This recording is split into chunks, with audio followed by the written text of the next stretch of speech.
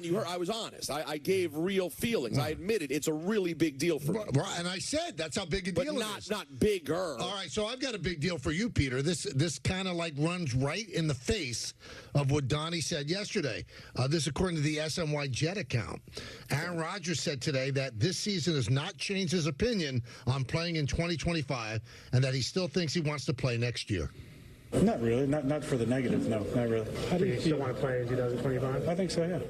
No, I think so. Hey. But yeah, see, you got to listen to it. I think so because he's got 7 games left to change the narrative. He won't change, even if he loses all 7. That was the way you started the story.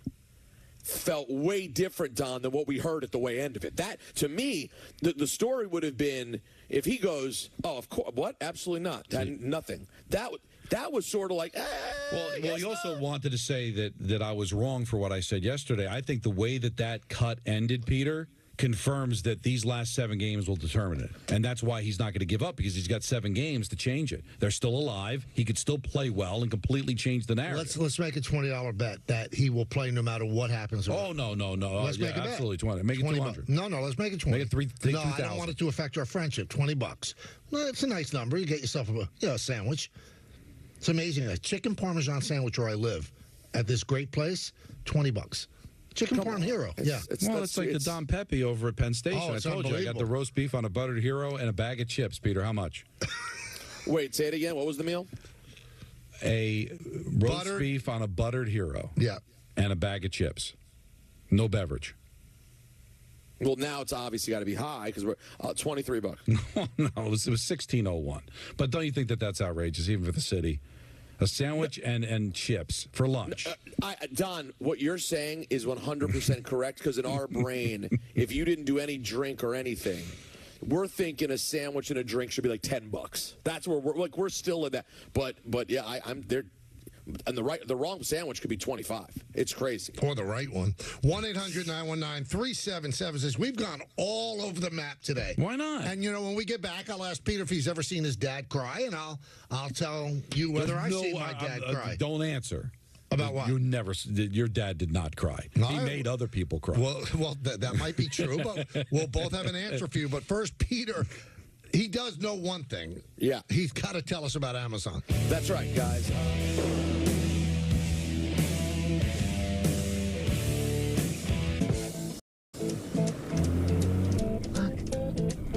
Here we go.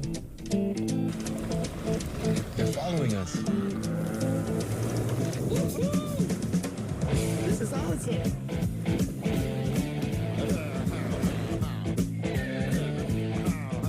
Idiot. The first ever Nissan Rogue Rock Creek. Now, get 3.39% APR financing for 60 months on the 2025 Nissan Rogue Rock Creek.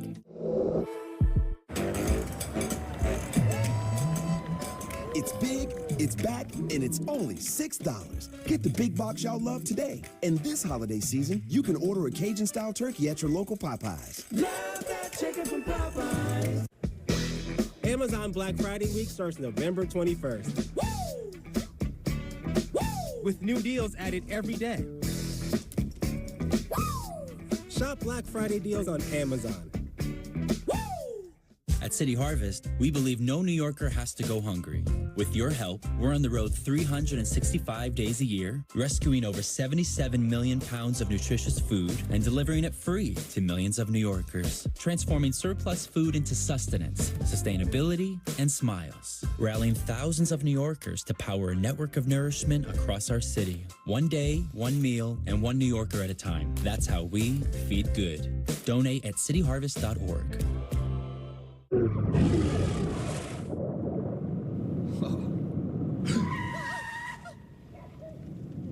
Eyes forward. Don't drive distracted. Check it out. Time to show your Nets pride in the Battle of the Boroughs. Follow the fun on Gotham Sports Socials as crosstown rivals play their first game of the NBA Cup. We got Nets versus Knicks Friday at 7 on Yes in the Gotham Sports app.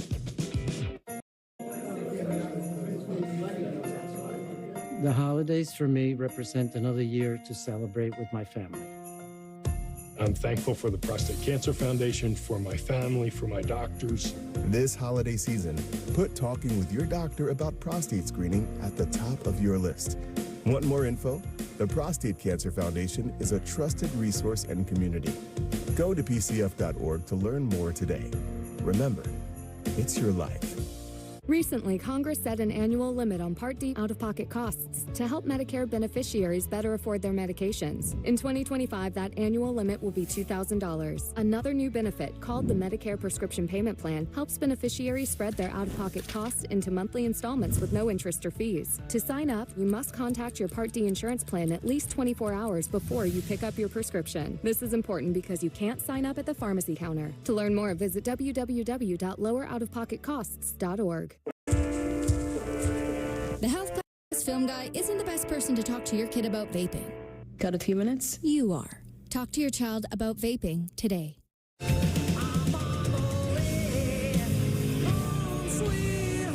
There's no place like the road home. Receive a $5,500 bonus on a new 2024 Audi Q5 plug-in hybrid during the Season of Audi Sales event.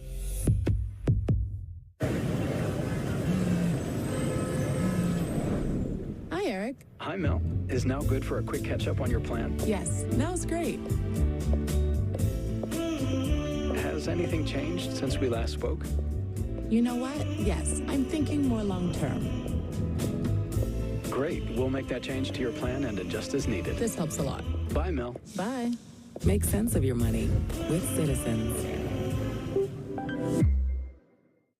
The hottest ticket in town just got a holiday makeover. That's right, we're unboxing unbeatable values for your home every Friday in November.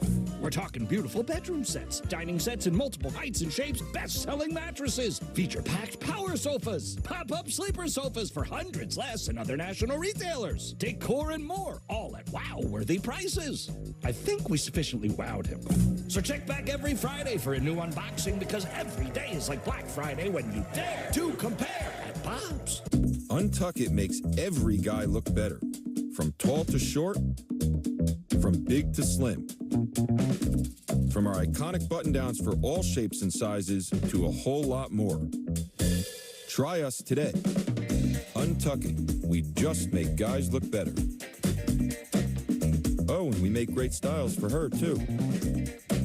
Shop the sale now at untuckit.com and more than 80 stores worldwide.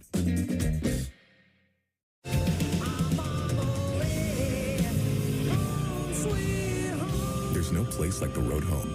Receive a $5,500 bonus on a new 2024 Audi Q5 plug-in hybrid during the Season of Audi Sales event.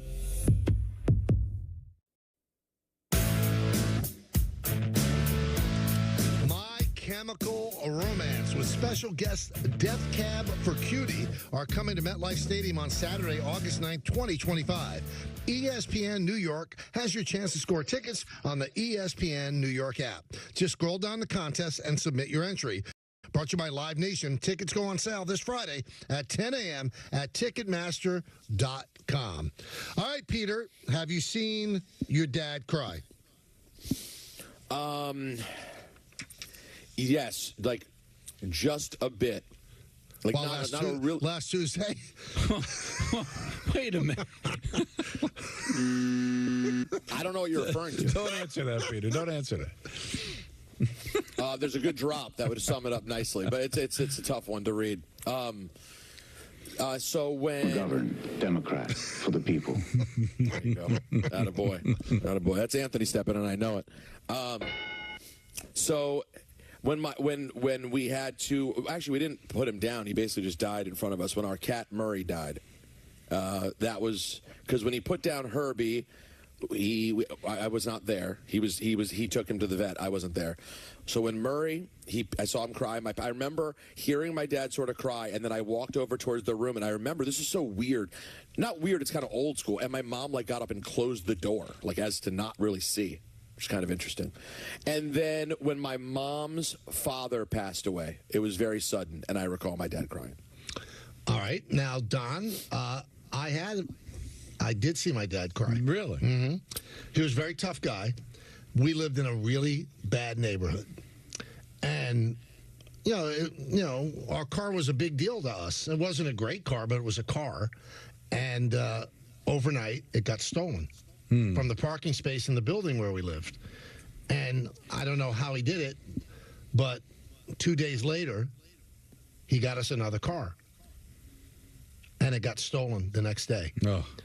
And I remember him sitting at the kitchen table. Remember that the commercial with the American Indian where somebody threw garbage out of the... Yeah. I saw a single tear come down my father's face. Wow. Like, I can understand that. It just like buckled him at the knees. And I also think I don't know if I saw it, but I remember we had a dog, a little miniature collie, who lived to 18 and died, and he cried about that. Wow, okay. Yeah.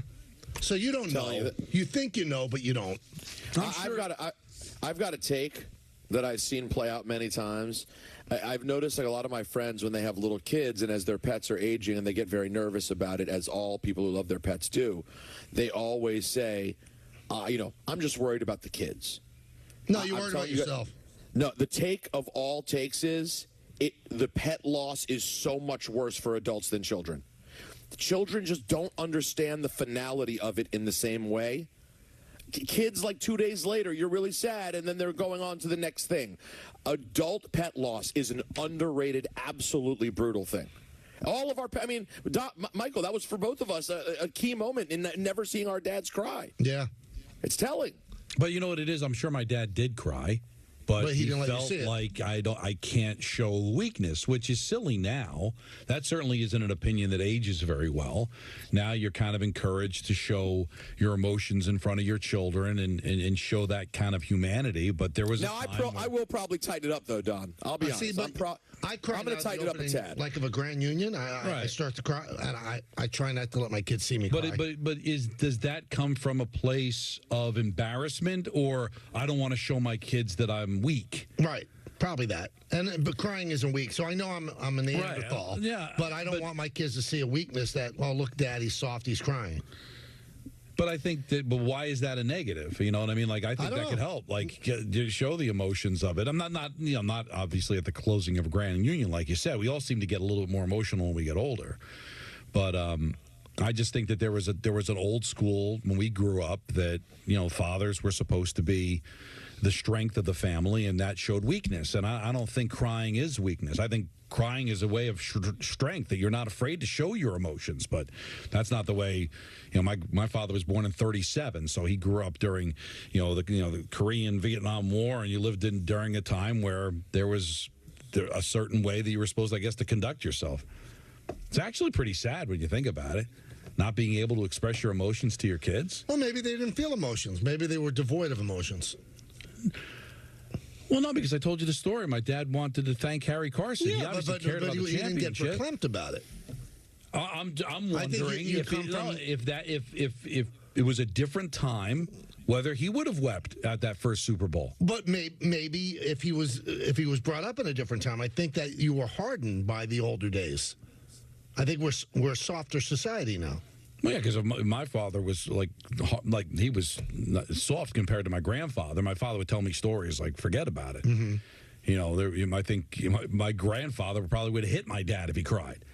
There's a different, you're talking about growing up in the 40s and the 50s. I was one of the great criers of all time as a kid. Oh, cried at everything.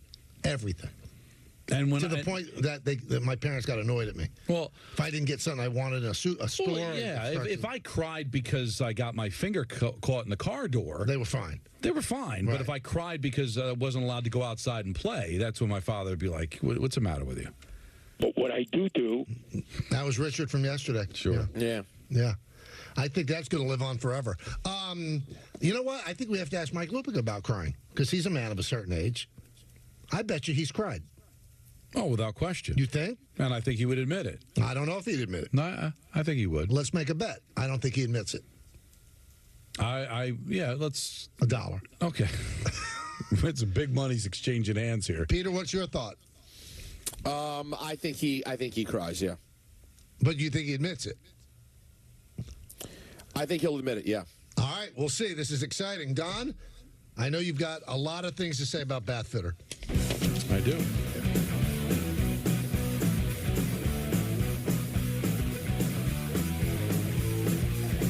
Did you get the Duracell batteries? What's it matter? Batteries are all the same.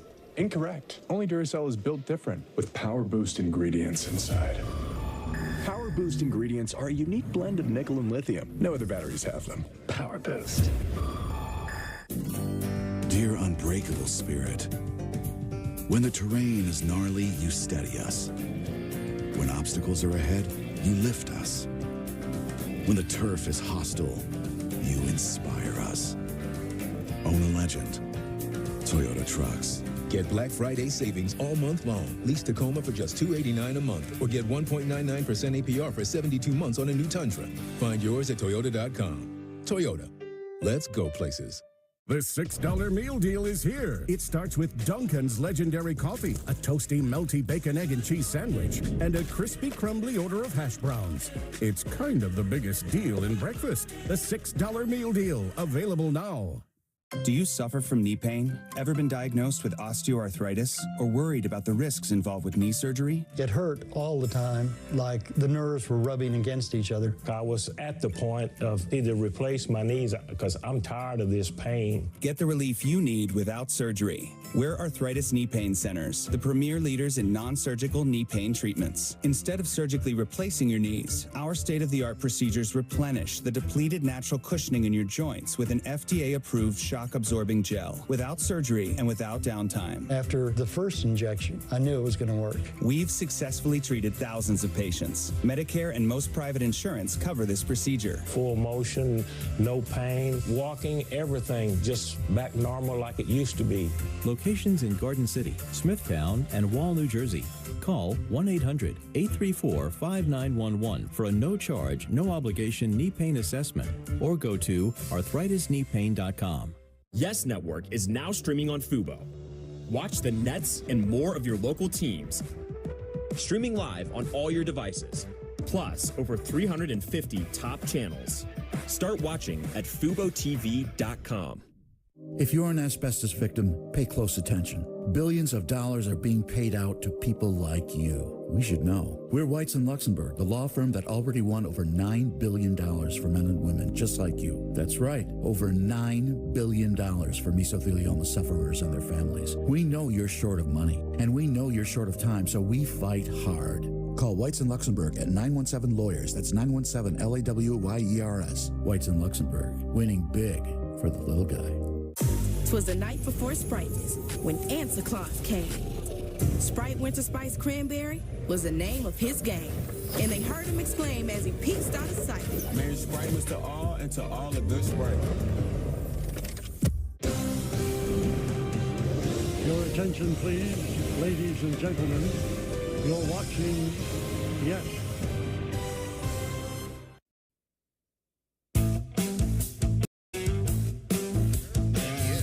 It's Wednesday. It's 4 o'clock.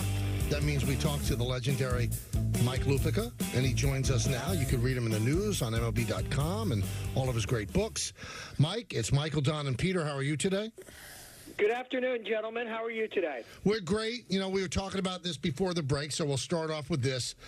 Do you cry? Oh, yeah. You do? Oh, yeah. Every Wednesday about 4:30, I get off the phone. It's almost like you wrote that. Wow. No, I tried it out on Anthony, and he laughed, so I said, well, why not? Well, I do. No, yeah. Now, I have a tougher question, though. You have waxed poetically about your late dad who was in World War II. Did you ever see him cry? Oh my God, my dad. I mentioned this in my column the other day. I sent it out on X. 80 years ago, Michael and Peter and Don. 80 years ago, last week, my 20-year-old father flew his first mission over Europe as a bombardier in a B-24. He was 20 years old. He was 20 years old. And as I said in my newspaper column the other day, you want to know what America's supposed to be? That, okay? But when he came home, oh, my God, my dad cried at Hallmark commercials. Oh, yeah. My Ben Lupica was and he was never a tough afraid. dude. 31 missions over Europe at the ages of 20 and 21. I couldn't even find my way to class when I was 20 years old. And he was my dad. We used to make fun of him. I'd look over during a commercial. I said, Dad, It's just a commercial. Well, I want to thank you. I just won $1 from Michael because Michael said you've I never didn't think you would admitted. admit that you cried. Oh, I got 4 kids and 2 grandkids. I cry at movies. Oh yeah, but not like I cry after the show every week. That is like, what am I thinking? Oh God, no. What? Did you cry the way the Jets played against Arizona on Sunday? You know, it's funny. I watched that game, and I like pro football. I like to watch it on Sundays and Mondays and whatever. And there have been very few teams that I have seen this season get rolled the way the Jets got rolled in the desert on Sunday. I mean, and they could have scored as many points as they wanted to in that game. And this is the team. Remember that people convinced themselves it was Super Bowl or bust because they had Gramps playing quarterback, okay? And now they can't run the ball. They can't stop the run. They can't tackle anybody. They can't score touchdowns. And this is the state of the New York Jets. I wrote a column about it the other day. We are once again the capital of bad football in New York and New Jersey. Because the only thing you can say about the Jets is the Giants are even worse than they are. And, guys, I looked it up the other day.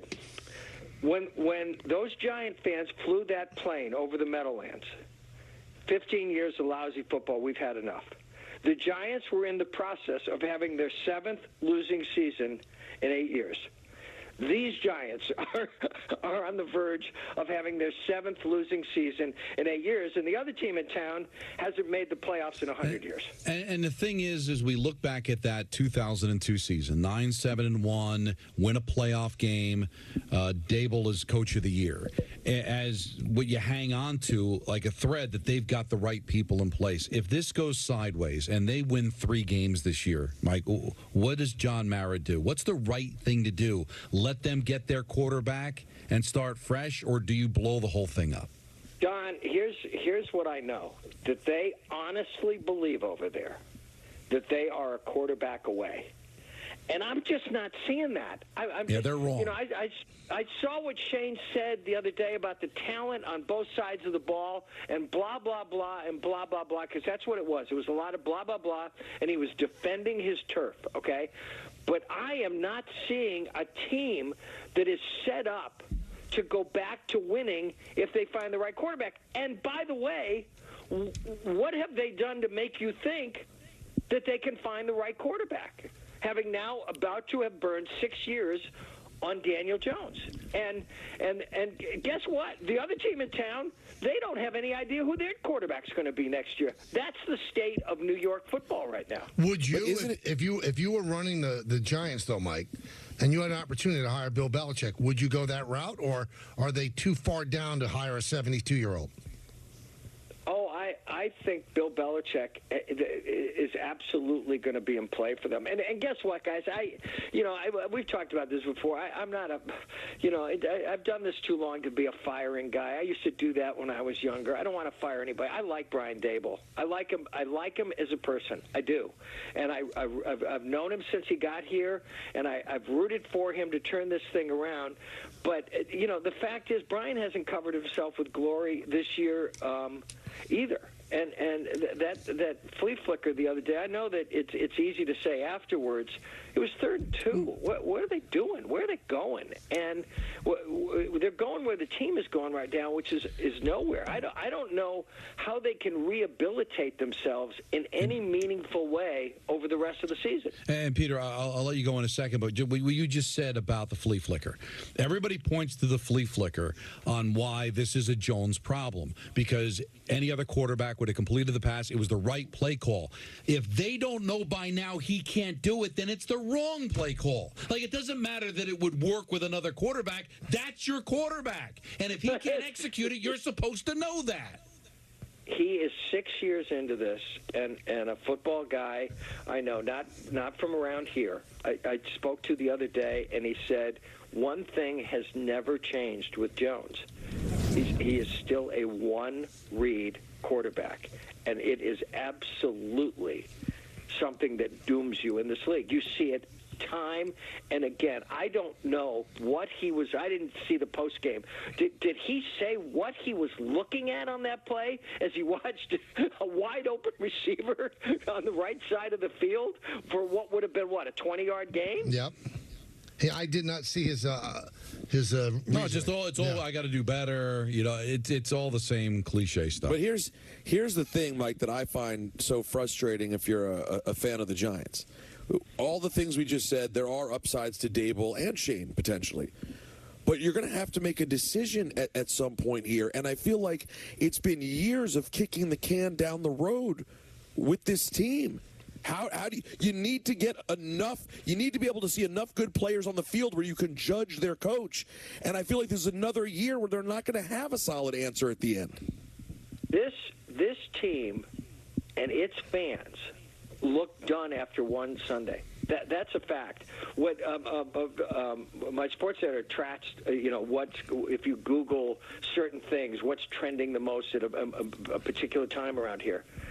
The 2025 draft was a big-ticket search thing after they lost to the Vikings on the opening Sunday. This season, it hasn't changed since that. And I don't want to hear that they're close. They're not close.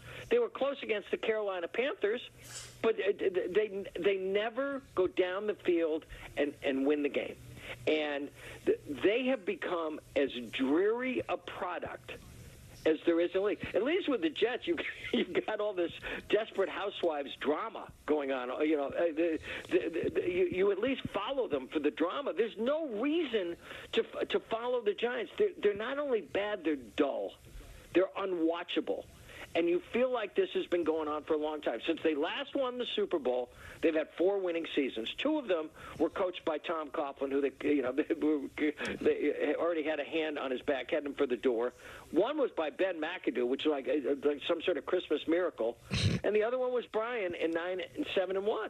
And they are this football that we have seen since the last Super Bowl. This is 60s and 70s. Get the airplane out bad. We're talking with Mike Lupica, his weekly spot here on the Michael K. Show.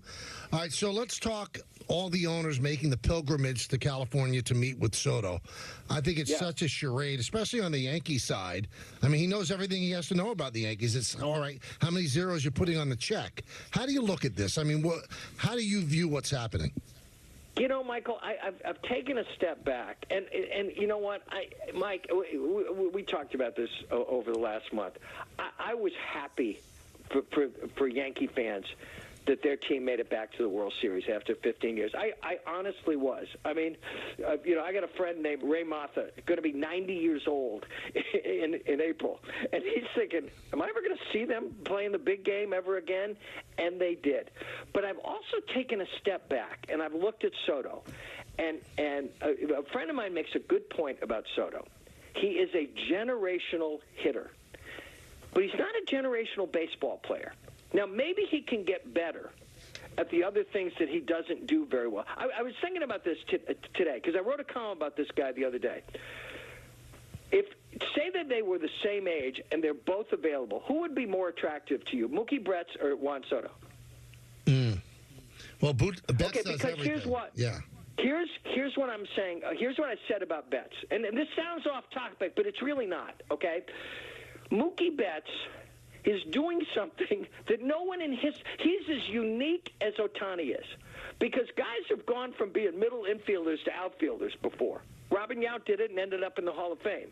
Nobody has done what this guy has done, gone from being one of the great right fielders in the game to coming into playing second and short, going back to right field, and probably coming back to the infield.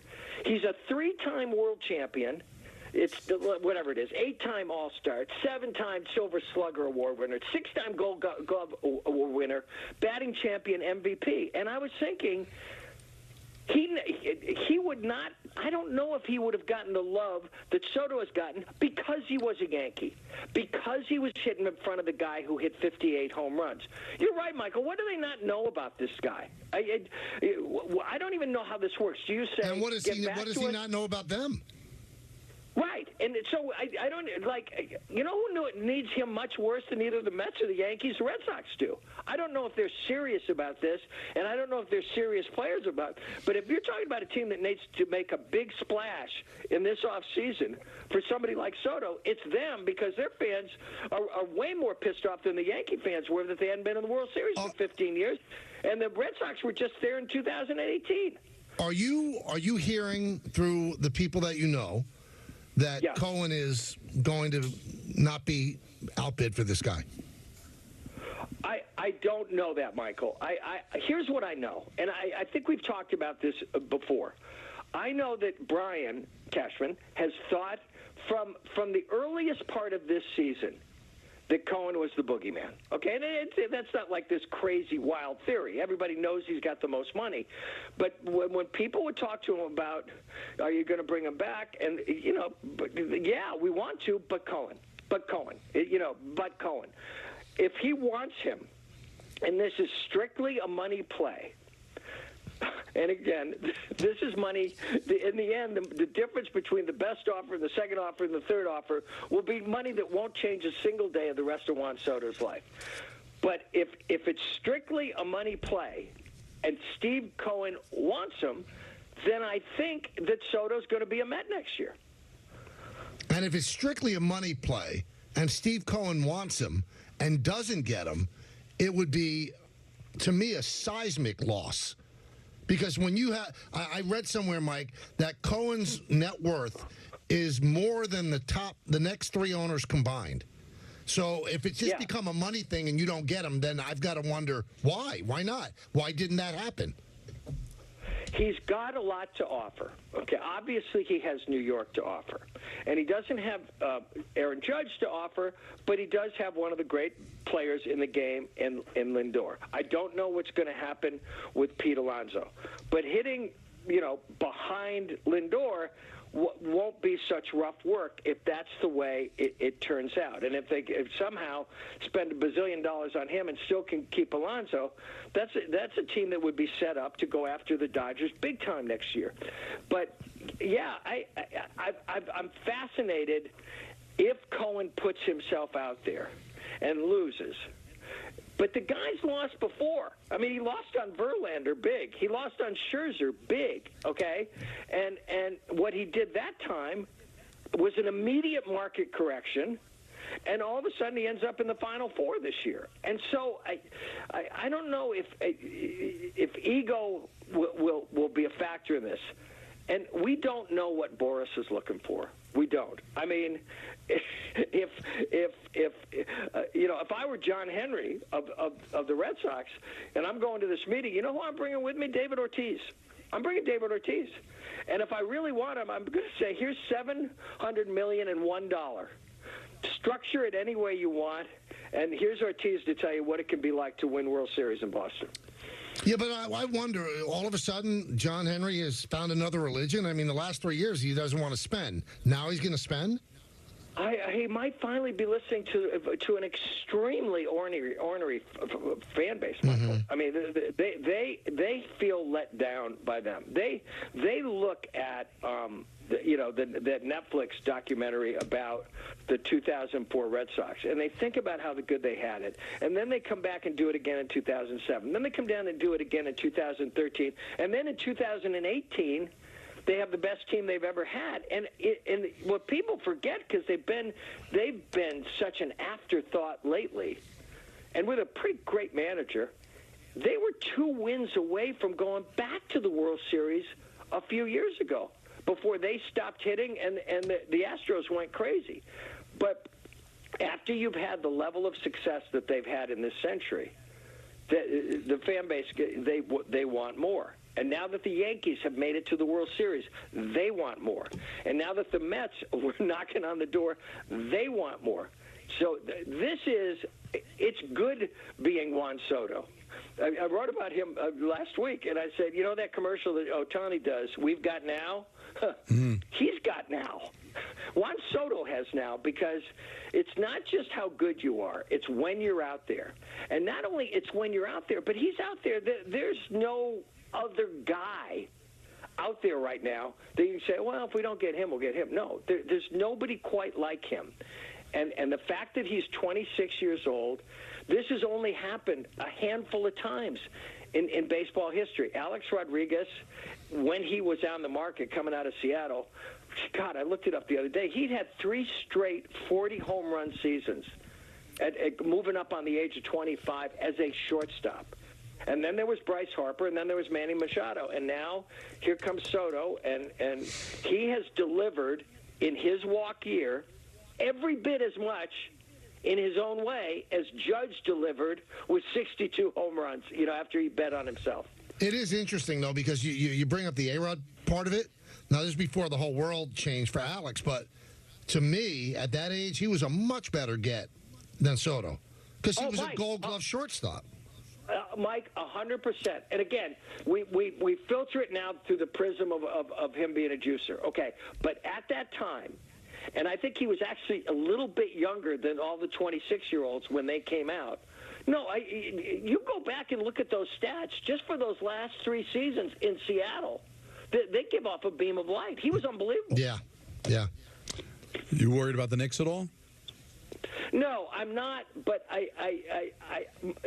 here's what I think about the Knicks. I still haven't made up my mind about this trade. I think they're more talented. Somehow they're more talented, not quite as deep as they used to be. I still think they're going to have a problem down the road with things that matter, like point-of-attack defense, and the fact that their 2 best players, Brunson and Cat, aren't very good on defense. And he's going to have to find enough depth. So he was already playing 8 guys, Tom, this early in the season. His rotation, and now he has Matt Ryan, which, by the way, that's a pretty great story to go from being an NFL quarterback to being coming off the Knicks. But you know what? One thing, you ever heard of us? You cannot put him in when the Knicks are up by 25. You just can't. No. I see what you did there. Too soon? Oh, I see what he did there. Too soon? And you know what he's doing it to? He's doing it to a Boston College man, too.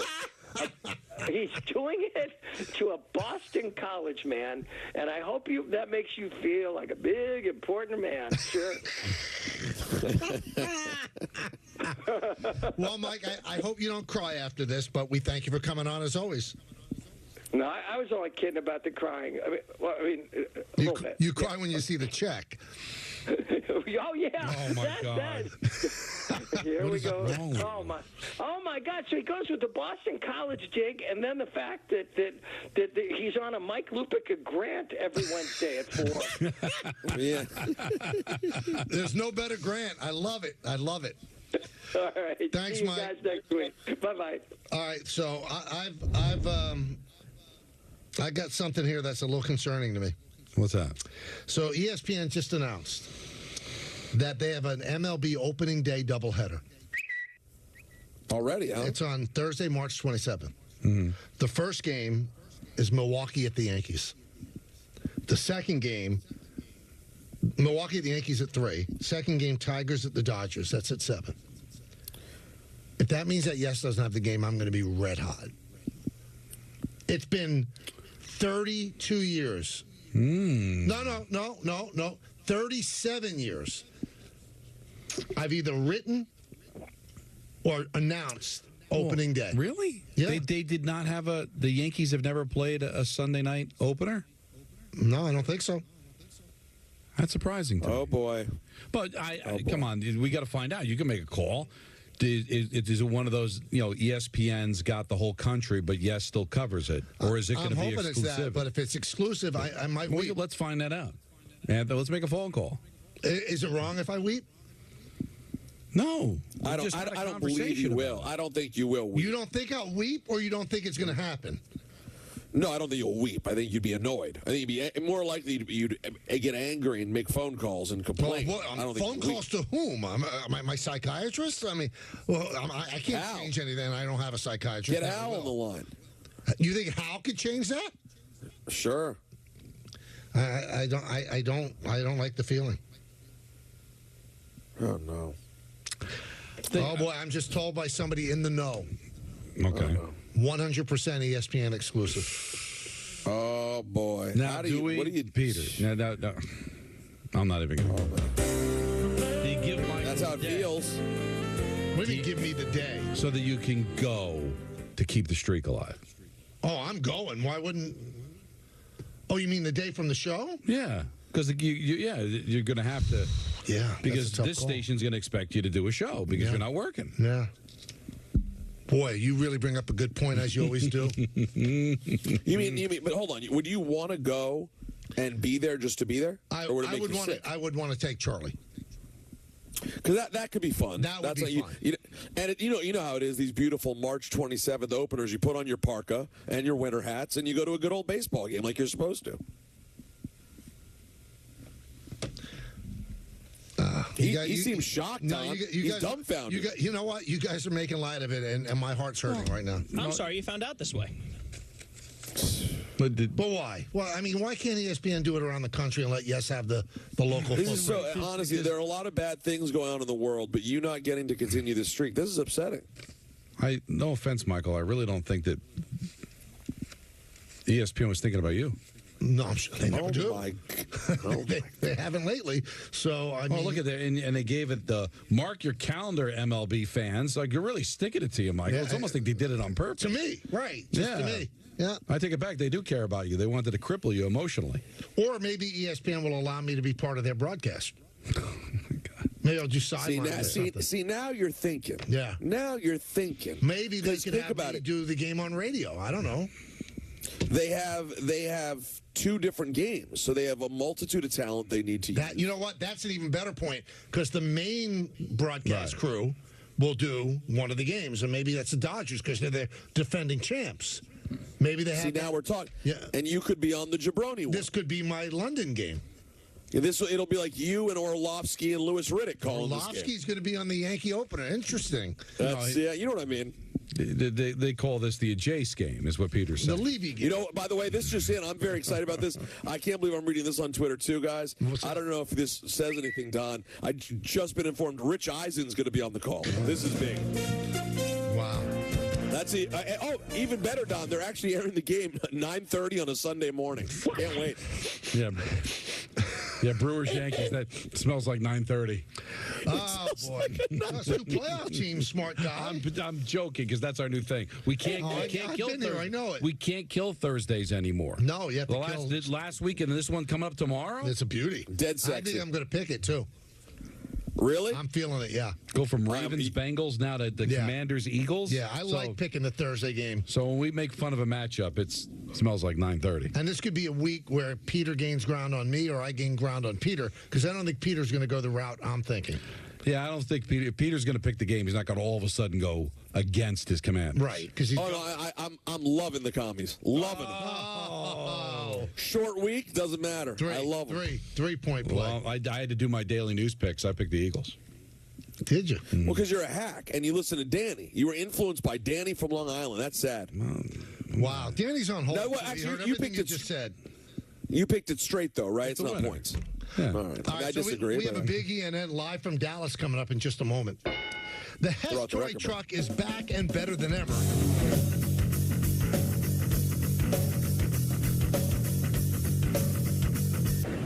Here's the history of glasses. The idea begins in Egypt. The first pair appears in Italy. Ben Franklin invents new lenses. We start Warby Parker. Eyewear without the middleman for an actually fair price. That's the history of glasses and the future. Come see at warbyparker.com. There's a new side to Away. A side that's good looking and has all the features Away is known for. It's soft, not sensitive, but tougher than you might think. The wait is over. Now arriving, soft side suitcases from Away. When your clothes fit perfectly, that feeling shows. And that feeling, it's your superpower. It's how you wake up every day, feel that fit, and get after it. Your wildest dreams won't know what hit them. From all of us at Maurice's, we wish you the most wonderful season of all.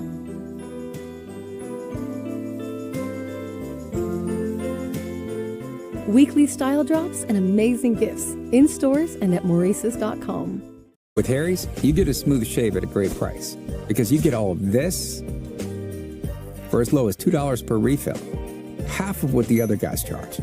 Wake up to Harry's, Get your trial set for just $7 at harrys.com/fresh. Want to keep your hairline where it is? Through Hims.com, you can explore a range of options that work best for you, so you can grow visibly thicker and fuller hair in just 3 to 6 months. Keep it looking strong for years to come with doctor-trusted ingredients like finasteride, minoxidil, and a blend of supplements that support healthy hair. 3 in 4 Hims customers say they wish they started using hair treatment earlier. Get ahead now to keep the hair you love. Get started today at Hims.com. With Udemy, there's a world of possibility at your fingertips. With one click, you're in the leading online marketplace for learning and skills. Want to become an AI expert? This is learning from real-world experts around the globe. Want to awaken your artistic side? This is learning your way. Want to switch professions? Help your team reskill? This is Udemy, the power of possibilities. With ButcherBox, you never have to worry about what's for dinner. We deliver grass-fed beef, organic free-range chicken, humanely raised pork, wild-caught seafood, and so much more. Get high-quality meat sourced from trusted partners with free shipping always, so you can always be prepared and enjoy the important things. Sign up for ButcherBox today.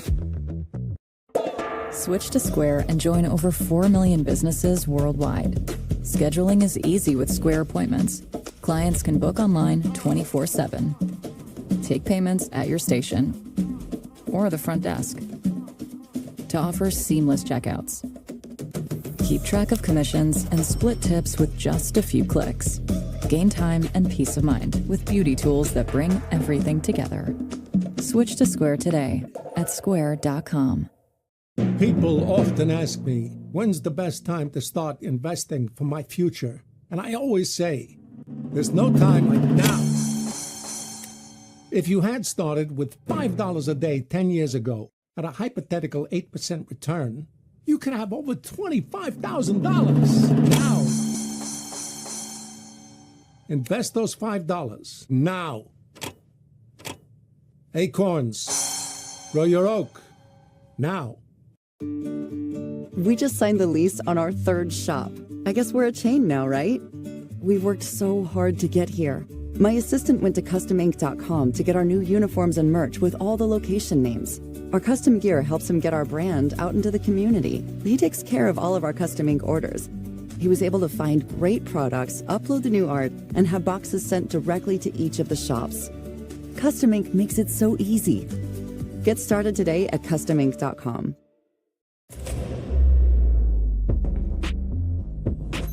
Those shins, so smooth, like marble pillars. Would have made the Romans proud. Wow, I'm literally thinking about the Roman Empire. Weird. Sort of want to feel them. Weirder. How are your shins so smooth? It's the EOS body lotion. Try mine. Can I feel them? Oh. EOS body lotion. Stay smooth. America's best warranty. Hurry to the Hyundai Getaway sales event before this offer ends. Make your next getaway your best one yet. Get an all-wheel drive Santa Fe for 1.99% APR for up to 72 months or lease for $269 a month. Hurry in. At Domino's, we're all about cheesy. From our melty oven-baked pastas to our new 5-cheese mac and cheese. And for a limited time, Domino's Rewards members can try our new mac and cheese for half off points. Chris here, back here for the Michael K. Show. The Brooklyn Nets face the defending champion Boston Celtics tonight as they return home to Barclays Center. Boston has won 5 straight against Brooklyn. They're 11-1 in their last 12 regular season meetings. 6 of the next 7 games for Brooklyn are on the road after tonight. And speaking of road games, Boston is 6-1 on the road this season. Now, we know Cam Thomas has been providing the late-game heroics this season so far for the Nets. But over the last 5 games, Cam Johnson is the one providing the firepower, averaging over 20 points per game and shooting at a 54.5% clip from the field. Our coverage for tonight's contest kicks off with the pregame show at 7 o'clock, followed by opening tip a little after 7:30. It's the Nets facing the Celtics tonight at Barclays Center. Coverage starting at 7 o'clock right here on Yes, and streaming, of course, on the Gotham Sports app.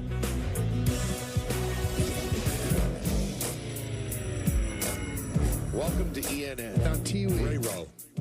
It's brought to you by Security Dodge. I'd like to start off this big old ENN, and I mean a big one, by saying good evening to Michael. He's been here a long time, and he's going to be here even longer. that has legs. I think it had, yeah, I agree. I didn't know where it came from at the time. I still don't know where it came from. It, like the anger kicked in so quick, but it really led to something special. And I'd like to say good evening to myself and Don. By the way, if anyone wants to spend some quality time. Nah. What about to our friend Richard in Manhattan? But what I do...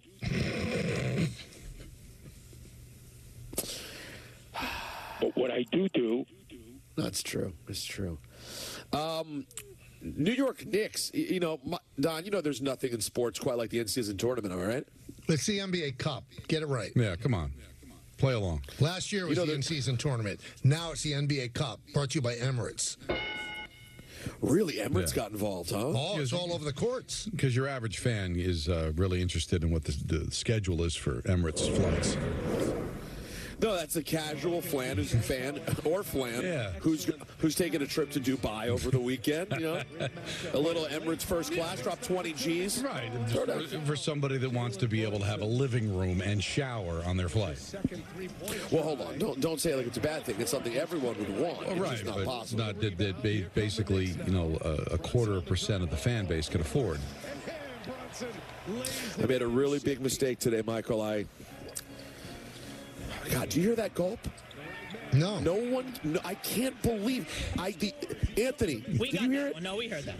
I mean, listen, I get crushed for every ice cube, and Don can gulp a lump right in Michael's ear. He doesn't hear anything. I heard it all the way in Dallas. Anyways, I made the mistake, Michael, of not selecting my meal in advance for the flight today. I never do that. I can't believe that you would do that. Every meal they serve on an airplane is awful. Well, so you don't say anything? No. Whatever they give me, I usually pick at it and don't eat. I don't think it's awful. They ideal. have never figured it out. Really.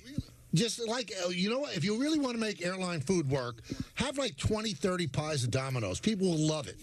Then instead, they give you rubber chicken or some kind of pasta that's terrible. There's not a good airline, even in first class. It's awful. Listen, I'll push back. I think JetBlue, their mint service, they do a pretty nice meal. But Michael, you don't make a bad point. That instead of trying to do like foofy fancy, but on an airplane, why don't you just say like, hey, we have Shake Shack burgers and we reheat them. That's what they are. Enjoy. Speaking of enjoying, let's listen to the dulcet tones of Don enjoying a beverage today. I made a really big mistake today, Michael. Oh yeah, it's gross. God, do you hear that gulp? Well, these microphones, I swear to God. I'm telling you, Peter, when I say I was wrong, right to you. I should have heard that. As you said, you heard it in Dallas without the benefit of a microphone. That's right. Can I get that one more time? That was a sound. I made a really big mistake today, Michael. Now, did you have to enhance? God. Do you hear that gulp? Well, they're enhancing, Michael. Don't feel bad. No, they're not Don't enhancing. apologize to him. Were you enhancing? Oh, yeah, it's louder than it was on the air. Yeah, see? But I heard it in my headphones. This is radio PEDs. Schmeedies. But I don't know. There's something over the last few months. He's developed a really loud gulp. Earlier this week, I got a tweet from a listener saying, did anybody hear that gulp? But why don't you just turn the mic off, you animal? Not just in the moment. It's not like I'm eating. But it's just, I don't know why, it's something new. He's developed a new gulp. I think he's become a slob. Wait, and by the way, could this lead to a really great nickname? Hi, ready for this? The future of Don's career. Donald Big Gulp LaGreca? That's something, Michael. Well, I mean, he could get a big advertising contract with 7-Eleven. Yeah. Don, and then they do a different promotion, Double Gulp. Don Double Gulp LaGreca. And they get Don's head at the Big Gulp dispenser in every store around the country. I love it. I think there's something here, Don. And then Let's they could lean tie it it. into like at Christmas because he looks like Santa. It would be great. Everybody would win. No, listen, 7-Eleven would be on board, and you do the reads, and it'd be your face on the building. Go see Don this winter. All right, well, back to the big Nick basketball vehicle last night. A nice win over the struggling Sixers. Coach Thibaut Diaw, what impressed you the most? The all-around play, being strong on both sides of the ball. You know, they're obviously, a different playoff team music with Embiid, and then, Paul George obviously got a lot to him as well. Oubre is a tough competitor at college. Smart and tough. So, Peter, when is it going to get old? Why do I laugh like a little school kid every time you do that? If I were to base it in what I know about the show, I think it'll get old the second I do it to a baseball manager when Michael's not ready. No. You know how we feel about sound. I know, but we listen, hate sound. Say what you want about Boone. At least he sounds like he's interested in what he's saying. But why does Tibbs just sound like he'd rather do anything else in the world? Because he would. He sounds like when Francesa would give you the leaderboard on golf. Sergio Garcia's New York. We got to rebound better, and then when we rebound and we move the ball down and score, take a nap. I love the guy. I want him to coach the team. By the way, it's a nice win. Coach. Nice win last night. But you know what? I mean, do everybody a favor in the post game and just play the other coach. Can I tell you something, though, Peter? Go ahead. They have a chance to win their next 4 games and go 9-5. All of a sudden, the whole thing, all the nerves, which I said was ridiculous anyway, then you'll see. You'll see exactly that they're a really good team. I mean, did you watch Cat yesterday? It was unbelievable. Now, I know that Embiid's not in midseason shape, but he owned Embiid. Cat is so great. People don't realize how great this guy is. All right, tell me, answer this right now. What's better, the play of Karl Anthony Towns or the hair of Shams Charania? The play of Cat. Are you looking now, at you want to ESPN say right the now? hair of Deuce McBride. That's a different story. No, look up right now at your screen. We don't have ESPN on right now. Oh, NBA Today. Shams' hair, Don. He's putting on a clinic every day. He's got the money for it now. With all due respect, I have a little bit of a conspiracy theory. Woj was pushed out. I believe. Well, wait a minute. You're out of your mind. No, listen. Hear me out. It makes sense. This is a hair conspiracy, Don. I think this was a blatant attack on the bald community, and they said we need to get a gorgeous head of hair on this TV. And let me tell you something. Even as a bald guy, and I stand by my bald brothers, ain't nothing like what Shams Charania is doing with his head. He really wants to get himself fired, doesn't he? Doesn't he, Don? It sounds like it. it. He really does. What do you mean? First of all, you don't insult Woj. How dare you? Well, that's an anti-Woj bomb.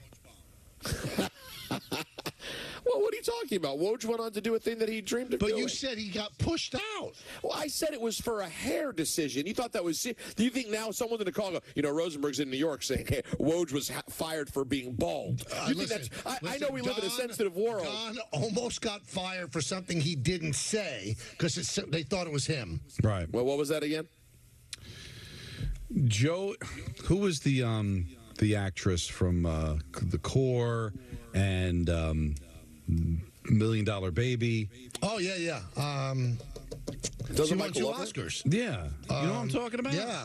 I was always a huge fan. Yeah, and Michael was a big fan, and she was like... Hillary Swank. Hillary Swank, and she was on the cover. It was a Cosmopolitan or something, and she looked ravishing.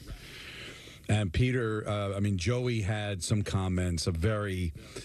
elementary, just not something you want to say on the air, and a bigwig, one of the biggest of the early 2000s. Yep.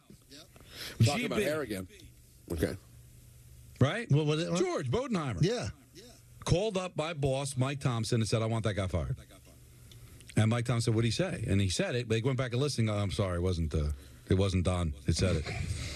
But I got called in, and they thought that I had said I didn't say that.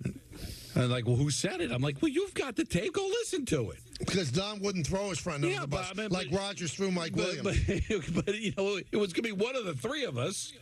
Or Michael reminds me of the time recently when Phil Mushnick accused someone on our show of saying something when it was someone else who said something, but then was mad at the person for not saying who the other person was who said it. Well, he accused me of saying it, and then he wanted me to tell him it was you, and I said, no, listen to the show. Listen, well, you send me the clip. I said, I'm going to send you the clip. Do the work. Yeah. And it was you, but I wouldn't give you up. You know why? Because I love you. He does.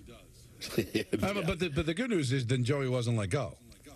Right. Which so that, you know what I take that as? I take that as they want him out. Bodenheimer just wanted Don out. And when they said, well, unfortunately it's not Don, he said, forget it then. He was not a fan. I don't know. We've reconciled since, whatever the problem I had. I mean, they wanted me fired for having Rob Halford and Judas Priest on a Saturday afternoon. Well, they were show. right about that. No, they weren't right about that. It's a Saturday afternoon show as the lead singer Judas Priest. All right, what was a crazier interview? The Don Judas Priest interview or the Ryan Rucco 45 minutes with Skylar Aston interview? Both have happened on these airways. And they probably congratulated Ryan on his get. Right, that's why he's second in command of the NBA. That is true. That's right. And Mike Thompson, God bless him, it said, no, I stand down, George. He's not going anywhere. At least that's the way he told me. And you know what the amazing thing, too, is, Peter? Yeah. I don't know if you've ever had any There's not a nicer person than George Bodenheimer. I mean, just I met him once or twice. Big-time executive that you'd ever meet. And for some reason, a lot of people had it out for Don. Didn't care for me, but now he likes you. Well, last year I saw him in the Rangers suite. Yeah, and he shook likes my hand. And everybody in management has come around on you. But I really do think, Peter, this sounds ridiculous. Joey said a lot of questionable things on the air in the early days of the Michael Kay show. Stuff that if it were said now, he'd be I know where you're going with this take. Pulled out by his underwear. And also, if it was said when we actually had an audience, because the early days, right? The early days, it was rough. So are you suggesting what I think you're suggesting? Yeah, that a lot of people thought the things being said by Joey were said by you, and you've been living it down ever since. Well, because it's the Michael Kay show. Don is doing updates. Joey was the board op.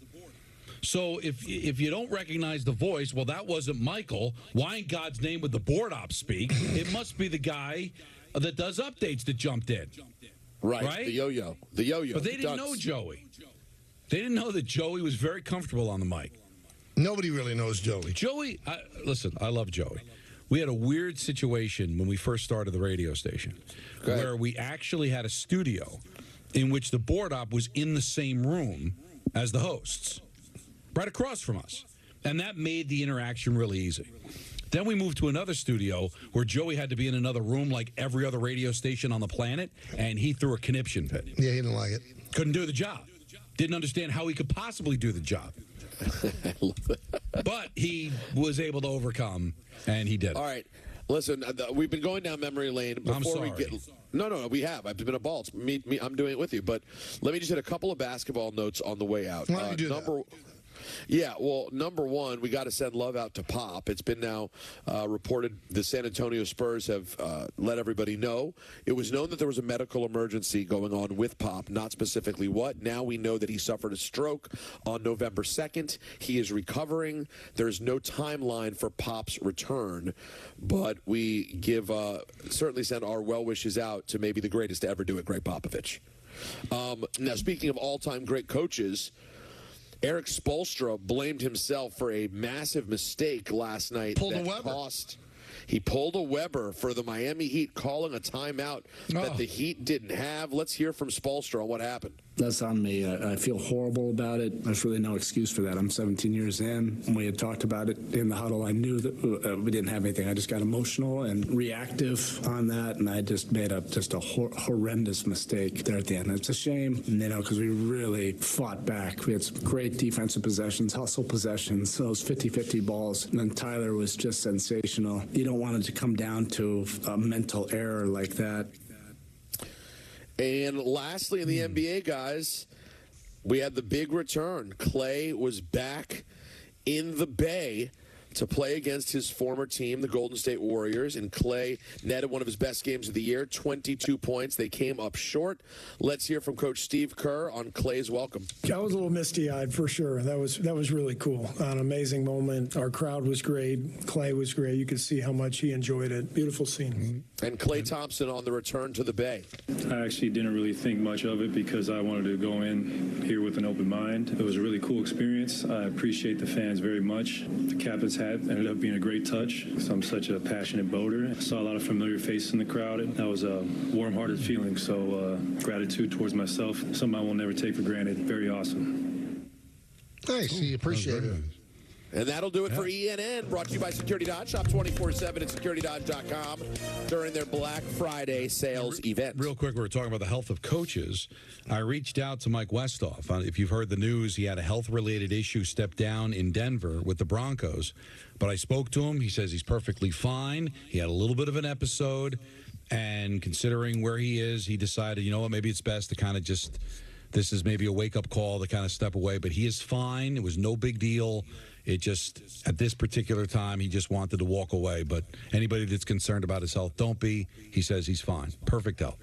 There you go. We love Mike. We love Mike. Hey, it may be the off-season, but every season is big.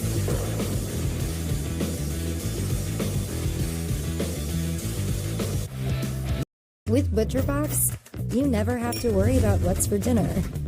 We deliver grass-fed beef, organic, free-range chicken, humanely raised pork, wild-caught seafood, and so much more.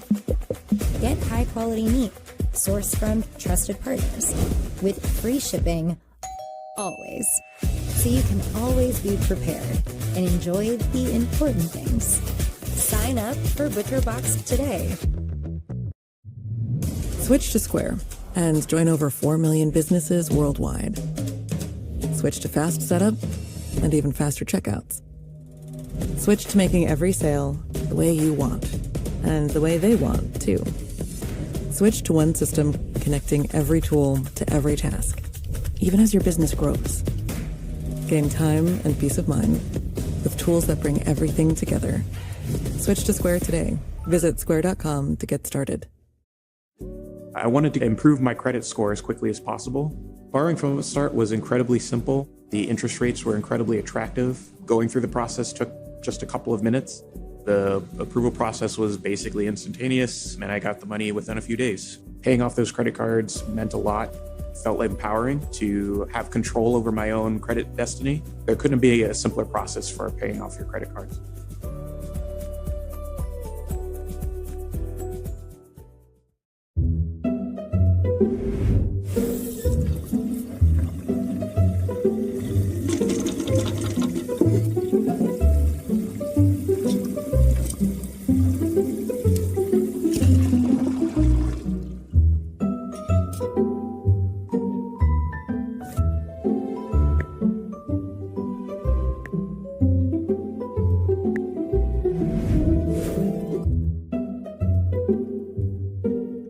People are always asking me, where did you get those shoes?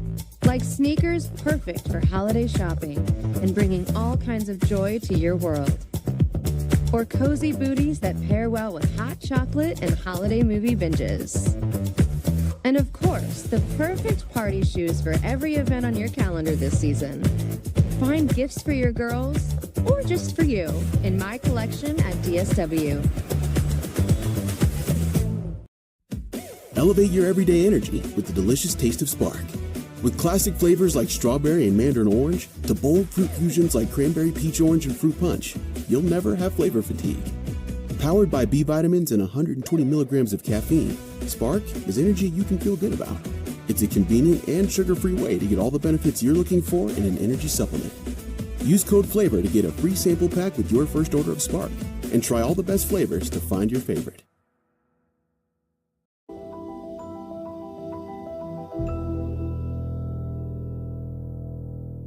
I'm Naheem Hines. I support the Muscular Dystrophy Association because they help my mom and kids like Ethan. Thanks to the Muscular Dystrophy Association and people like you, I have more hope than ever before. Join us and learn more at MDA.org today. Nearly 1 in 4 U.S. consumers have been a victim of identity theft, even when they did all the right things to protect their personal information. I did everything right, but an institution that had my data didn't, and now my identity's been stolen. Banks, hospitals, employers, and other institutions all have your personal information too, and when they're exposed, careful monitoring of your accounts and credit won't be enough. I change my passwords all the time. I shred my documents. I thought I was bulletproof, honestly. I was on the hook for a $75,000 loan I didn't take out. The information thieves need to steal your identity is already in the hands of others, and it only takes one vulnerability in one place to put your identity at risk. Let me make this very, very clear. You could do nothing wrong, be perfect about all of your security, and still be a victim of identity theft. Tens of thousands of my hard-earned money gone. The stakes are high, and even if you take steps to protect your personal information, you're not the only one who has it. Only LifeLock monitors hundreds of millions of data points every second, alerting you to the widest volume of threats others could miss, far beyond what you could possibly monitor on your own. Like someone trying to use your social security number to open a loan, purchase a home in your name, or even take over your investment accounts. The alerts I get from LifeLock are super simple. Was this you? Yes or no? And if you become a victim, a dedicated U.S.-based identity restoration specialist will fix it, guaranteed. All LifeLock members are backed by the LifeLock $1 Million Protection Package, including reimbursement for stolen funds. There was a letter from LifeLock with a check for over $81,000. They made me whole. Call now or go online and use promo code GET35 to save 35% off an annual plan for your first year. All plans include a 60-day money-back guarantee. Call 1-800-269-7530 or visit lifelock.com/get35 to save 35% on your first year. Enroll now.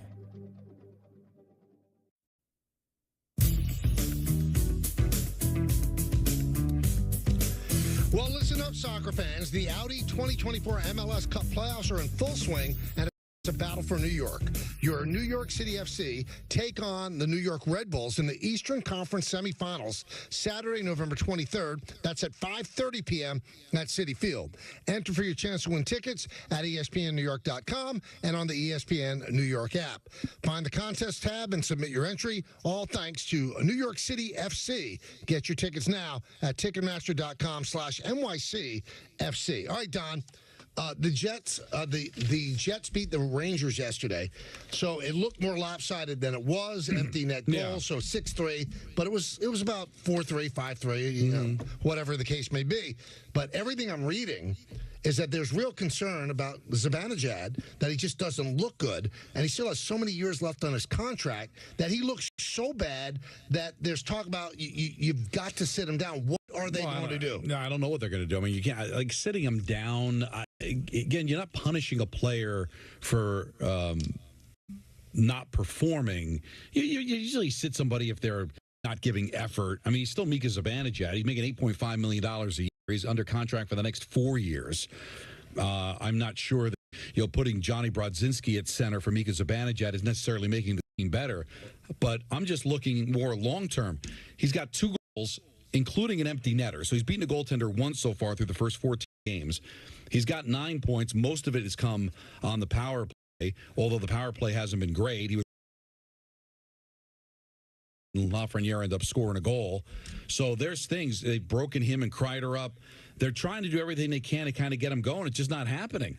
But he's got a no-movement clause, so you can't send him down. You can't trade him, per se.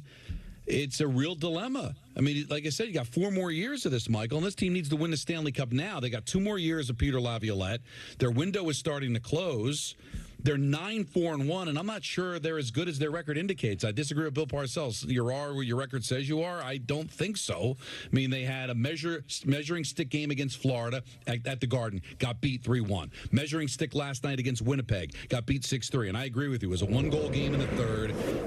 Winnipeg scored an empty net. His advantage was a -4. For Fox. A -4. I mean, he had the turnover at the end of the second period that resulted in the Connor goal that really, I think, really ended their night. It was a 2-2 game. He turns the puck over. It's 3-2 going into the third period. They get an early goal from Scheifele, and it pretty much was lights out from there in the third period. I don't know if you can convince him about would he willing to move. There are some teams with cap space. Would you be able to move? Why would any team want him the way he's playing? Well, the only thing would be is that I see that maybe a change of scenery could help him. Something. Well, the last time he's not played aging like this, well. he was coming back from COVID. So Right. you figured it was that. But, he's not at an age that he should lose it that quickly. There was a cut from Laviolette, I don't know if we have it, where they were asking him if he's pressing. I can't speak for Mika and where he's at. You'd have to ask him. I know that we count on Mika. He's an impact player for us, and so sometimes not him, but sometimes when you are pushing on offensively to try and make things happen, and things can go the other way for us, like they did for us tonight as a group. Not specifically speaking about him, but that would be a question for me. The question for Mika. Then he kind of turns the subject to the rest of the team. I mean, I think they're at a loss. He's just not playing well enough, and I don't know what you do. I don't think benching him is going to help. I mean, we've already changed lines. You can't hide him, Michael. I mean, you got to give him his minutes. I mean, he's not a player you're going to put on the fourth line. That's not going to be productive for him. The idea is there a way to get out from under this cap hit? But as you said, I could trade him to Anaheim. I can trade him to Columbus. First of all, he's got a no-movement clause, so he's not going anywhere unless he says it's okay. And why would those teams want a guy that is look like he's on the back nine and hasn't played well now 5-on-5 for 2 years? Unless the Rangers piggyback something along with him that makes it worthwhile for a team to take him. But and you know what? Maybe the Ducks or Columbus say, listen, I still think there's something in here. John Davidson is over there in Columbus. He's seen him play. Maybe if he goes to a place where there's less pressure, not expected to win a Stanley Cup, that they can get something out of him. He's still a marketable player. But you make a great point, Michael. Why would somebody else want your problem? Unless you said you make it attractive and you send, a first-round pick along with him or one of the younger players, because they are going to have cap problems, especially if they give the extension to Igor. But I'm not picking on him for last night, although -4 is not good. I don't care how good the Winnipeg Jets are. And by the way, 15-1. Amazing. It's really amazing. That is a really, really good team. But we saw it last year. We saw it in the playoffs last year. We saw it 5-on-5 all of last year. So this is not picking at a scab of recency. This is really looking at projecting where this player is going to go. You're not in a great place cap-wise, and he's 8.5 through 2030. So it's a problem. Pay attention to this team. They'll win tomorrow. They're playing San Jose, but then they go out west.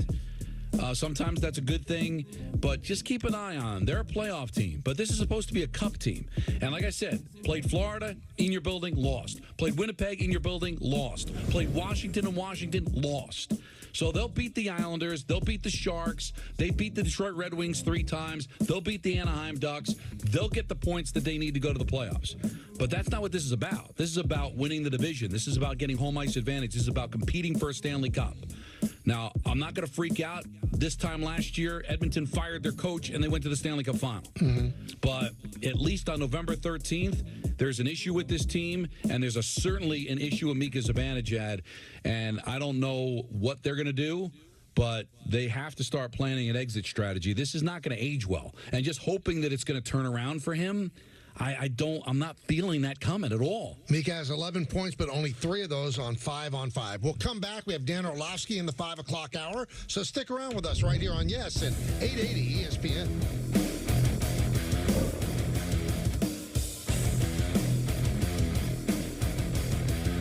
It was the night before Spriteness, but feeling mad lame, cause Santa was out with a high ankle sprain. We needed a sub that was down for the cause. Then into the game came our man, Santa Claus. His task was not easy, but it had to be done. Sprite Winter Spice Cranberry for everyone. This limited Sprite made the holidays lit. As for once in his life, it hit nothing but brick. And they heard him exclaim as he peeked out of sight. Merry Spritemas to all, and to all a good Sprite. It's big, it's back, and it's only $6. Get the big box y'all love today. And this holiday season, you can order a Cajun-style turkey at your local Popeyes. Love that chicken from Popeyes. Well, if you want my 2 cents on interest rates, we got options. My 2 cents. This one's priced to sell. My 2 cents? My 2 cents? My 2 cents? My 2 cents? My 2 cents? Here's my 2 cents on planning for the future. Interest plus interest equals more interest. Come on, you can drink that. Hi, Joan. Perfect timing. I have a few questions. Of course. Let's look at your plan. Untuck It makes every guy look better. From tall to short, from big to slim. From our iconic button-downs for all shapes and sizes to a whole lot more. Try us today. Untuck It. We just make guys look better. Oh, and we make great styles for her, too. Shop the sale now at untuckit.com and more than 80 stores worldwide. Is Cialis Daily better than Viagra? Does it last longer than Viagra? Are sample packs available? Get started with a 30-day sample pack. Generics now only $1 per tablet at rexmd.com/30. This winter, when you find yourself looking at this, don't do this, or this. When it comes to snow, go with Snow Joe, the #1 brand of cordless snowblowers.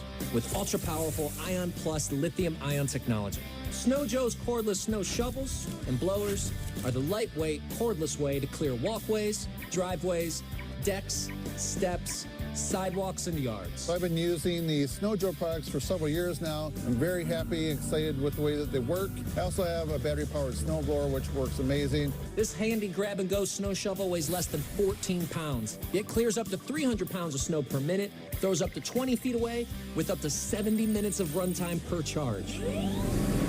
Got a bigger clearing job to handle? Forget about gas. Cut the cord and go with Joe. This 48-volt Snow Joe cordless blower clears over 10 tons of snow in 30 minutes on a single charge, about the weight of 5 pickup trucks. You only get that kind of power with Snow Joe's exclusive 24-volt Ion Plus battery technology with EcoSharp power management, driving a heavy-duty rubber-tipped steel blade auger that shreds snow without scratching the pavement and with 0 emissions. Best of all, it starts like this. Listen to how quiet it is.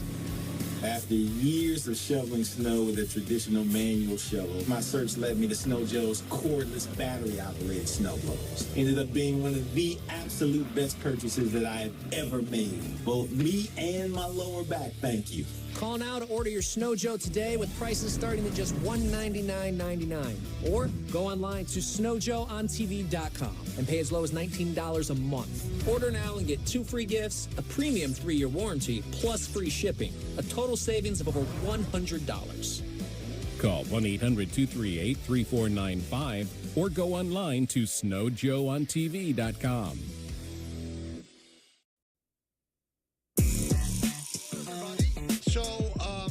Aaron Rodgers spoke today, so he speaks to the media that covers the Jets the day after he speaks to Pat McAfee, and kind of intimated that he intends to play next year. He said that's the plan right now. Nothing has changed, and I guess the next 7 games will tell a lot. We opened the show talking about how the AFC is wide open for that final wild card. I mean, wide open that you can. We kept saying all year, well, it's going to take 9 or 10 wins. You might get in with 8. Yeah, you might get in with 8, and if he can finish strong over the next 7 games and go 5-2. That gives him 8 wins. Does it give him enough?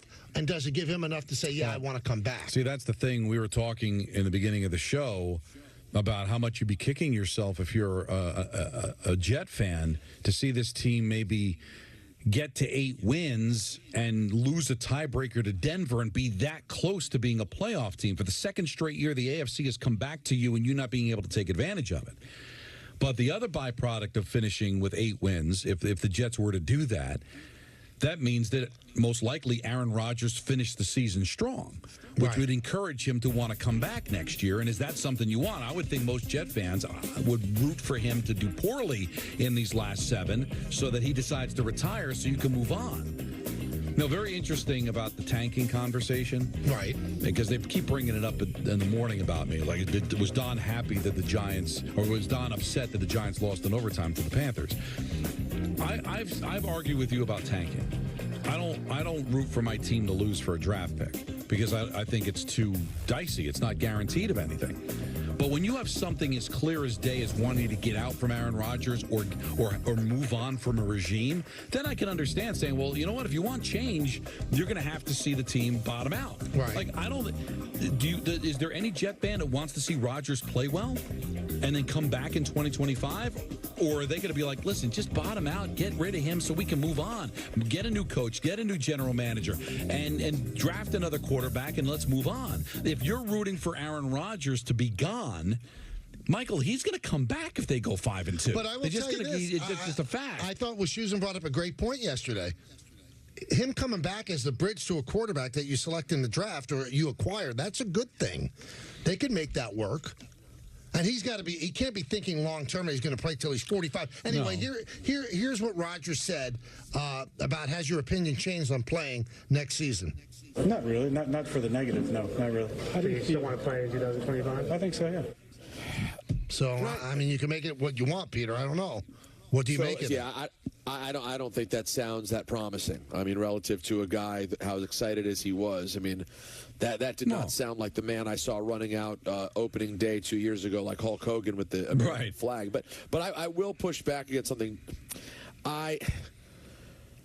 You want the Giants to tank, obviously, and move on. And obviously, at this point, it feels like that already essentially happened, and they're moving on from Daniel Jones. I disagree with the idea that a Jets fan would rather have them finish badly at this point. Michael, I still think that I don't think it can happen. If they could go on an actual run and legit have a shot at the playoffs, I think most Jets fans would rather see that happen right now with Aaron Rodgers than start all over again next year, because they'd get their hopes up, Don, by the end that next year will be better. No, I get that, and you should root for that. But is that a reality? Like, a reality is them winning 4 or 5 games, missing the playoffs by a game or two, and Rodgers playing well and having to go through all of this again in 2025. I don't think anybody has an appetite for that. But if they run the table and make the playoffs, of course you want to do that. And I guess as long as there's a possibility of that, you root for that. But if you want Rodgers gone, guys, he's going to have to play poorly, is all I'm saying. And I can see that there's a contingent of Jet fans wanting to get out of the Aaron Rodgers business. Now, yesterday he told McAfee there's hope. Well, if he's still talking about hope, Michael, then he should be on the side of I'm coming back next year, because he believes he's going to play well in these final 7 games and have every reason to come back in 2025. I think he's been consistent there. But to hear the lack of confidence in his voice, almost like, like I don't think he even knows how he's going to play or how this team is going to play in the final 7 games. If they go 2-5 and he embarrasses himself, Michael, I think he's going to tap out. Well, he was asked today about personal challenges of starting a season 3-7. You got to be the same every day. You know, you got to bring the same energy, the same type of focus. You got to set the standard with that. You know, once you dip your head, it gives permission for everybody else to do the same thing. So it's important you check yourself on your attitude and your energy every single day you step in the building. And it kind of has to be a flip that switches. You know, all the frustration, any disappointment, you leave it outside. You come in the building, it's about positive, about being a part of the solution, and, you know, carrying yourself the right way. Now, Rodgers then spoke about Ulbrich as a coach. What Brick's done, you know, the way that we've practiced, I feel like there has been great changes. I feel like he's done some really good things. I think Brick is an NFL head coach, whether it's here, moving forward, or down the line. I mean, he is a leader of men, and I'll stand by him. I'd love to play for him until the end. So I have a lot of love and respect for him. Listen, it was a tough decision because we all love Robert. But in the end, it's a decision way above all of our pay grades. I think everybody handled it pretty well, and Brick's done a really good job of trying to find ways to motivate the guys, to keep them together, because this could have gone south. I'm not talking about wins and losses. From a personality, cohesion standard, as far as guys just kind of splintering and breaking off. Well, that's ridiculous. Now, I'm not going to kill him for it because he's got to talk positive about his coach. But honestly, Michael, has he done a good job? Ulbrich, no. Well, and it's not even his fault because he shouldn't have been put in this situation in the first place. But you can't sit there and have, you know, that they all want to play for the guy when you just came off getting absolutely embarrassed in Arizona, where everybody said that there was no energy. Right, so which stop is it. Direct reflection of the coach. What do you think? We're stupid? But but just don't talk down. Just say he was put in a tough spot. I think he's a really good coach. We're going to figure this out. That's fine. But don't sit and stay with that he's motivated the players and put us in a really good. No, he hasn't. You just got boat raced in Arizona by the Cardinals. You were a 1-point dog in the game, and you got blown out of that game. You looked ill-prepared. Your coach said it. You said it after the game. And now, 72 hours later, you're going to compliment what a great job he's doing? Now, I don't want to kill him because he shouldn't have been the coach in the first place. Well, Saleh was 2-5 in 5 games, and Ulbrich is 1-4. Now, Ulbrich was asked about Aaron Rodgers trying to be part of the solution. He's been like 100% supportive of this entire staff and this entire team and getting this thing fixed. So the conversations we have had have been suggestions regarding little tweaks here and there, maybe scheduling, maybe game planning, whatever the case may be. But he's trying to be a part of the solution right now, and I got great gratitude for that. And I also wanted to hear what Ulbrich had to say. Sauce Gardner is really... He's doing stuff on social media he shouldn't be doing. He shouldn't be exchanging with fans that have some negative things to say about him. He's better than that. But he talked about Gardner's recent tweets and comments. I think everybody in this building needs to play at a higher level, coach at a higher level, and have more accountability. So we all need to improve in that way. Sauce recognizes the fact that he has a very high standard for himself, as we have a very high standard for him, and he knows that, and he needs to, and he wants to play better, and he's working his butt off to get that accomplished. Some of the lack of interceptions are lack of ops, from the standpoint he's just not targeted a ton. But he is part of all of us in the building that need to do a better job. So let's hear from Sauce. He was asked about his recent social media posts. I do want to address one of the situations. I had seen something like I was just DMing fans, saying certain stuff. The guy who had posted that, he wasn't a fan. I actually know him. And what I had told him on Instagram, I ain't meaning in no malicious way. And he knew that, but he streamed. And everything that's going on, he just wanted some attention. And that's on me for just DMing him that to begin with. Even though I know that I know him, understanding that certain people, they don't really care that they know me, What he did, I can't even be mad at him because it's really on me for trusting him and DMing him to begin with. But, that's on me. Me being a leader of the team, of the defense, I can't be on social media with my emotions, saying certain stuff. And I know better. My coaches know that I know better. My teammates know that I know better. I just got to be better. Obviously, things not going how we expected them to go. But what I can say is I'm going to do everything in my power to change that. I'm going to do everything in my power. Me preparing, me being the best teammate I could be, me bringing the energy, everything that I could do to turn this around. Now, Sauce was then asked, why'd you reinstall social media? I had to find this DM because it was something related to something off the field that I had to find, and I went down a little rabbit hole when I got on there. I ain't even going down to you, but I did delete it. But I had to install it for something, and I went down a little rabbit hole, man. Because I don't know what it is. When I go on, my home feed on Twitter is just negative. So as soon as I got on there, I'm like, I done forgot to go look at the DM that I was supposed to go on there for because of what I've been seeing. So I got a little distracted. I got to be better, man. And one final thing, did you delete social media again? Yeah, I re-deleted it. I deleted it again. If anybody got to say something to me, or if I got to find something, then send it somewhere else. Really, and also, can I ask you a question? If you're that close with somebody, don't you have their number? What do you have to DM them? Because that's the world that these kids live in. But they have to have the number. But no. Really? No, knowing someone on social media is different than knowing somebody personally. No, it's actually a step beyond that. Because, guys, we're old, I'm telling you. Don, your initial instinct was right. There are people who are legit very close and still only communicate on DM. It's just like it's a built-in form of communication. The three of us would never think that's the number one way to communicate with people, but they're young. But these kids are young. I know, but here's why it's stupid. That if you're getting on and off the Instagram or Twitter or whatever, then if you're close enough to this person, you're gonna have to find another way to communicate. Because now is how he's gonna get in touch with him. He just got off of it now. So how is he gonna reach out to him again? The whole reason he needed to get back on it was to reach out to him. So at some point, when you say, "Hey man, send me your number because I'm not gonna be doing this platform anymore." Do you know that Dan Orlovsky and I constantly DM each other? I think that's true. I think that's sad. Why? No, it struck me as sad. We're very hip. He's hip. I'm hip. Yeah, but you know what? When you're not hip and you try to be hip, that's sad. See? Well, let's bring in Dan. It's time now for the Dan Orlovsky Report, brought to you by Amazon Pickup. You and I constantly on DM, right, Dan? Well, we used to, and then once the most recent time I asked you for some Yankees playoff tickets, and you ignored me. Well, that was the right thing to do. You were out of line. Yeah, that was out of line, Dan. What can I say? You're a little out of line yourself. Let me ask you this, Dan. We had this back and forth, Don and I, yesterday, and it's continued a little bit today. I think no matter what, Aaron Rodgers is playing next year. He says if he finishes poorly, he's not. What are your thoughts? I agree. I think he plays. Whether you think he should or not is a totally different conversation. I think he plays. I don't think he goes out like this. I don't think that an all-time great who was wired at 0.00001% is going to walk away from the game this way. I can't imagine now, unless their season completely flips upside down. But I can't imagine that they get in and to end your career with one of the all-time great careers this poorly, and really to have it end this, you go back-to-back MVPs and you're cast away and you're traded for, and oh my gosh, this is one of the biggest acquisitions in the history of an organization that is in the biggest market in football, and you lay an absolute egg. I don't see him going out like this. Well, I get that, but my angle is this.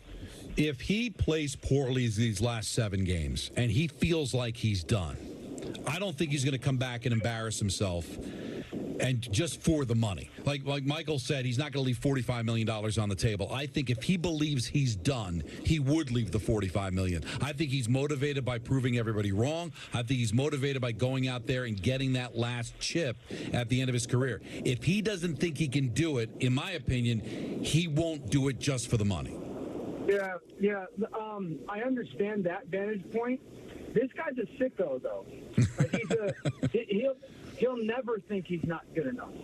These greats, they don't. I mean, Tiger Woods, and I'm not saying Aaron's Tiger Woods, but Tiger Woods, Tom Brady, they never get to a point where they don't think they're good enough anymore.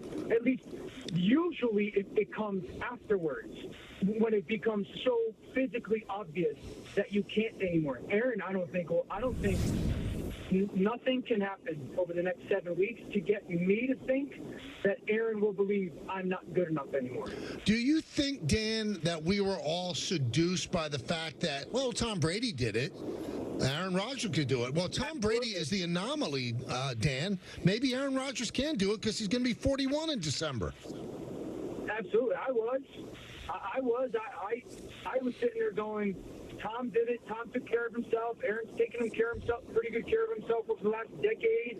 And, I mean, again, I guess the surprising part of it is 3 years ago he was the runaway MVP. 2 years ago he had a good season with a broken thumb. So, yeah, I do think, again, I was guilty of thinking, no, all-time greats, they are greater than... And so things that normally would knock most people down or hold most people back, they're not included into that grouping. And surely I was wrong on that.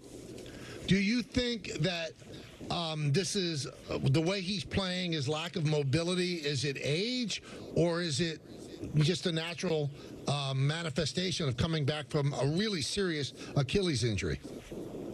I think the injury is the least part of it. I think it is a little bit of age.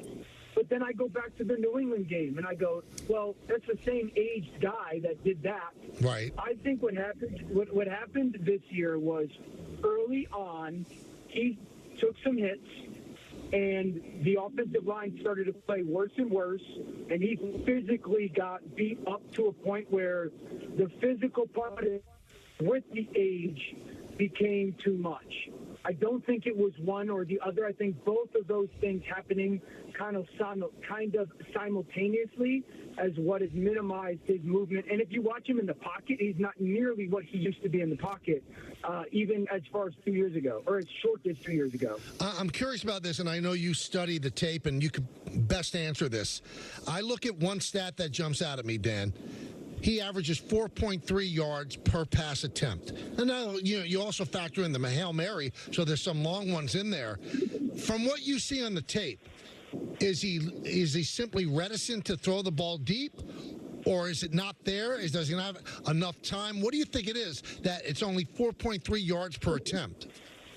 Yeah, so there's three things. Number one, schematically, they don't try to throw the ball deep.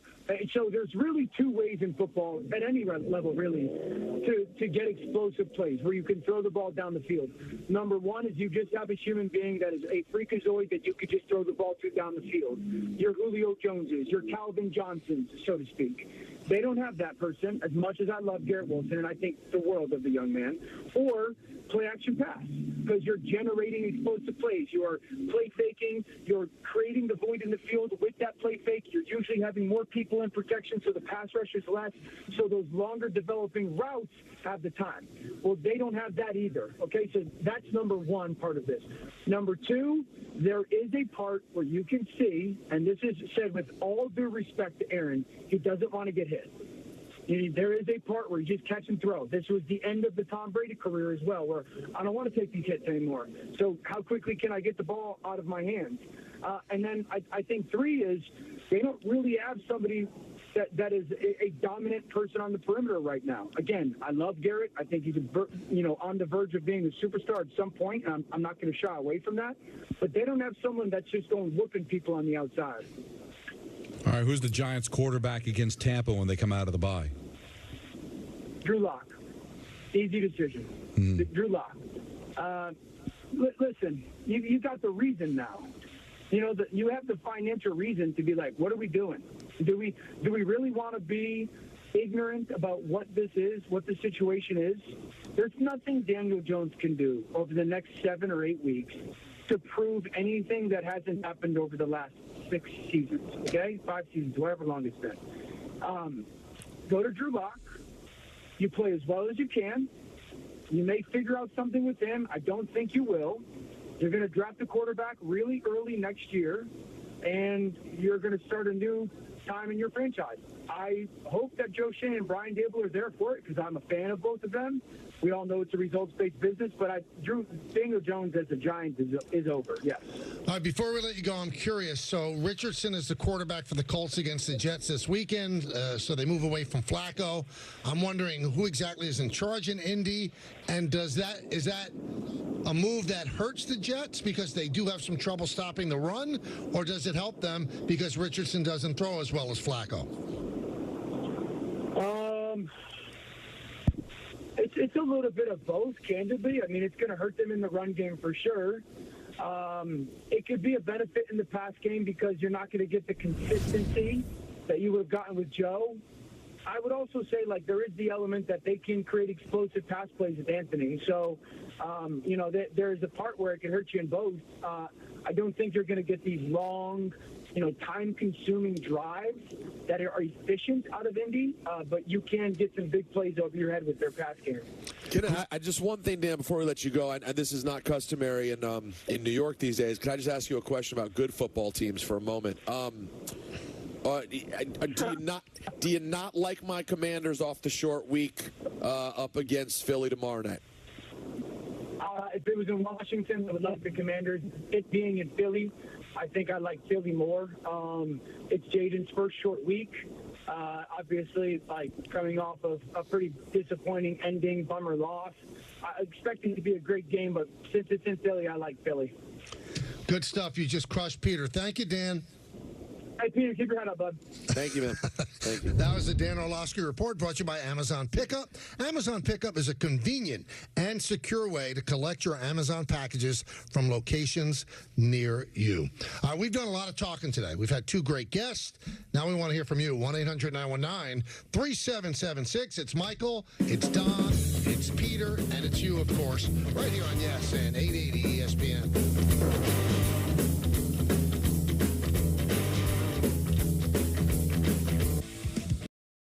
The Michael Kay Show on Yes is brought to you by FanDuel. Make every moment more. Any NBA play can inspire your next hunch. And with 3 months of NBA League Pass from FanDuel, you're about to get a whole lot more inspiration. So if you think they're going to rock the rim right out of the gates, hello, or you want to RSVP to the block party, there he is. Yes, sir. Or you think it's going to start raining threes, let's go. FanDuel has more ways to bet on players so you can make your hunches happen. Right now, new customers bet $5 to get $150 in bonus bets if you win. Plus, all customers get 3 months of NBA League Pass on us. FanDuel, America's #1 sportsbook. It's big, it's back, and it's only $6. Get the big box y'all love today. And this holiday season, you can order a Cajun-style turkey at your local Popeyes. Love that chicken from Popeyes. If you're an asbestos victim, pay close attention. Billions of dollars are being paid out to people like you. We should know. We're Whites in Luxembourg, the law firm that already won over $9 billion for men and women just like you. That's right, over $9 billion for mesothelioma sufferers and their families. We know you're short of money, and we know you're short of time, so we fight hard. Call Whites in Luxembourg at 917-LAWYERS. That's 917-LAWYERS. Whites in Luxembourg, winning big for the little guy. Yes Network is now streaming on Fubo. Watch the Nets and more of your local teams. Streaming live on all your devices. Plus, over 350 top channels. Start watching at FuboTV.com.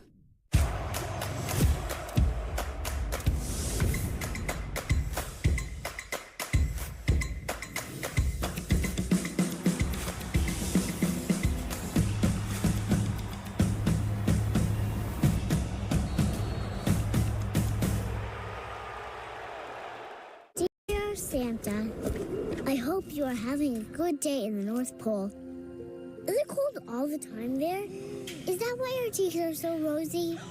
My mom says I'm a good helper, but you didn't come last year. Was my chimney broken?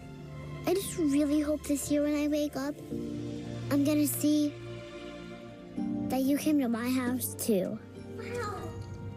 Donate and help the Marines deliver hope to a child in need.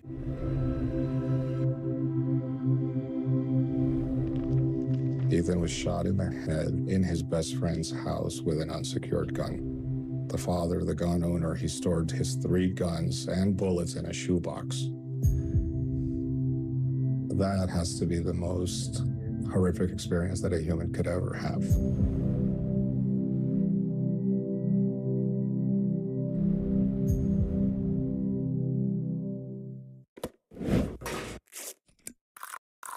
It's amazing to think that my grandmother started Bigelow Tea right here in New York.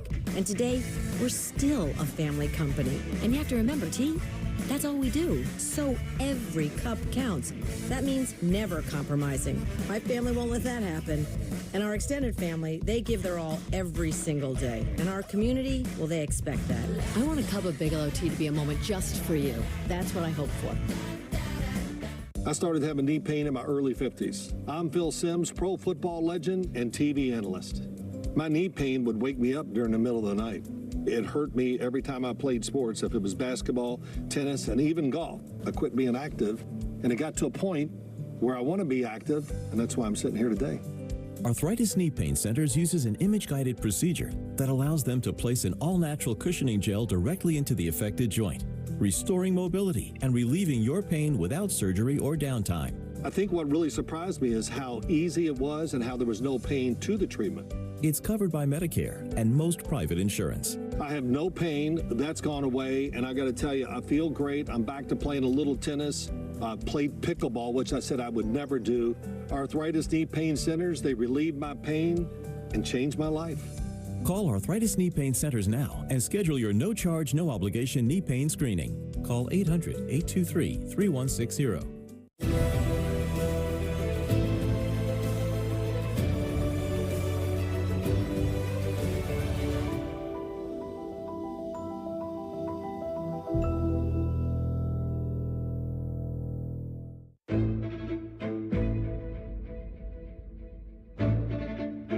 A team grows in Brooklyn.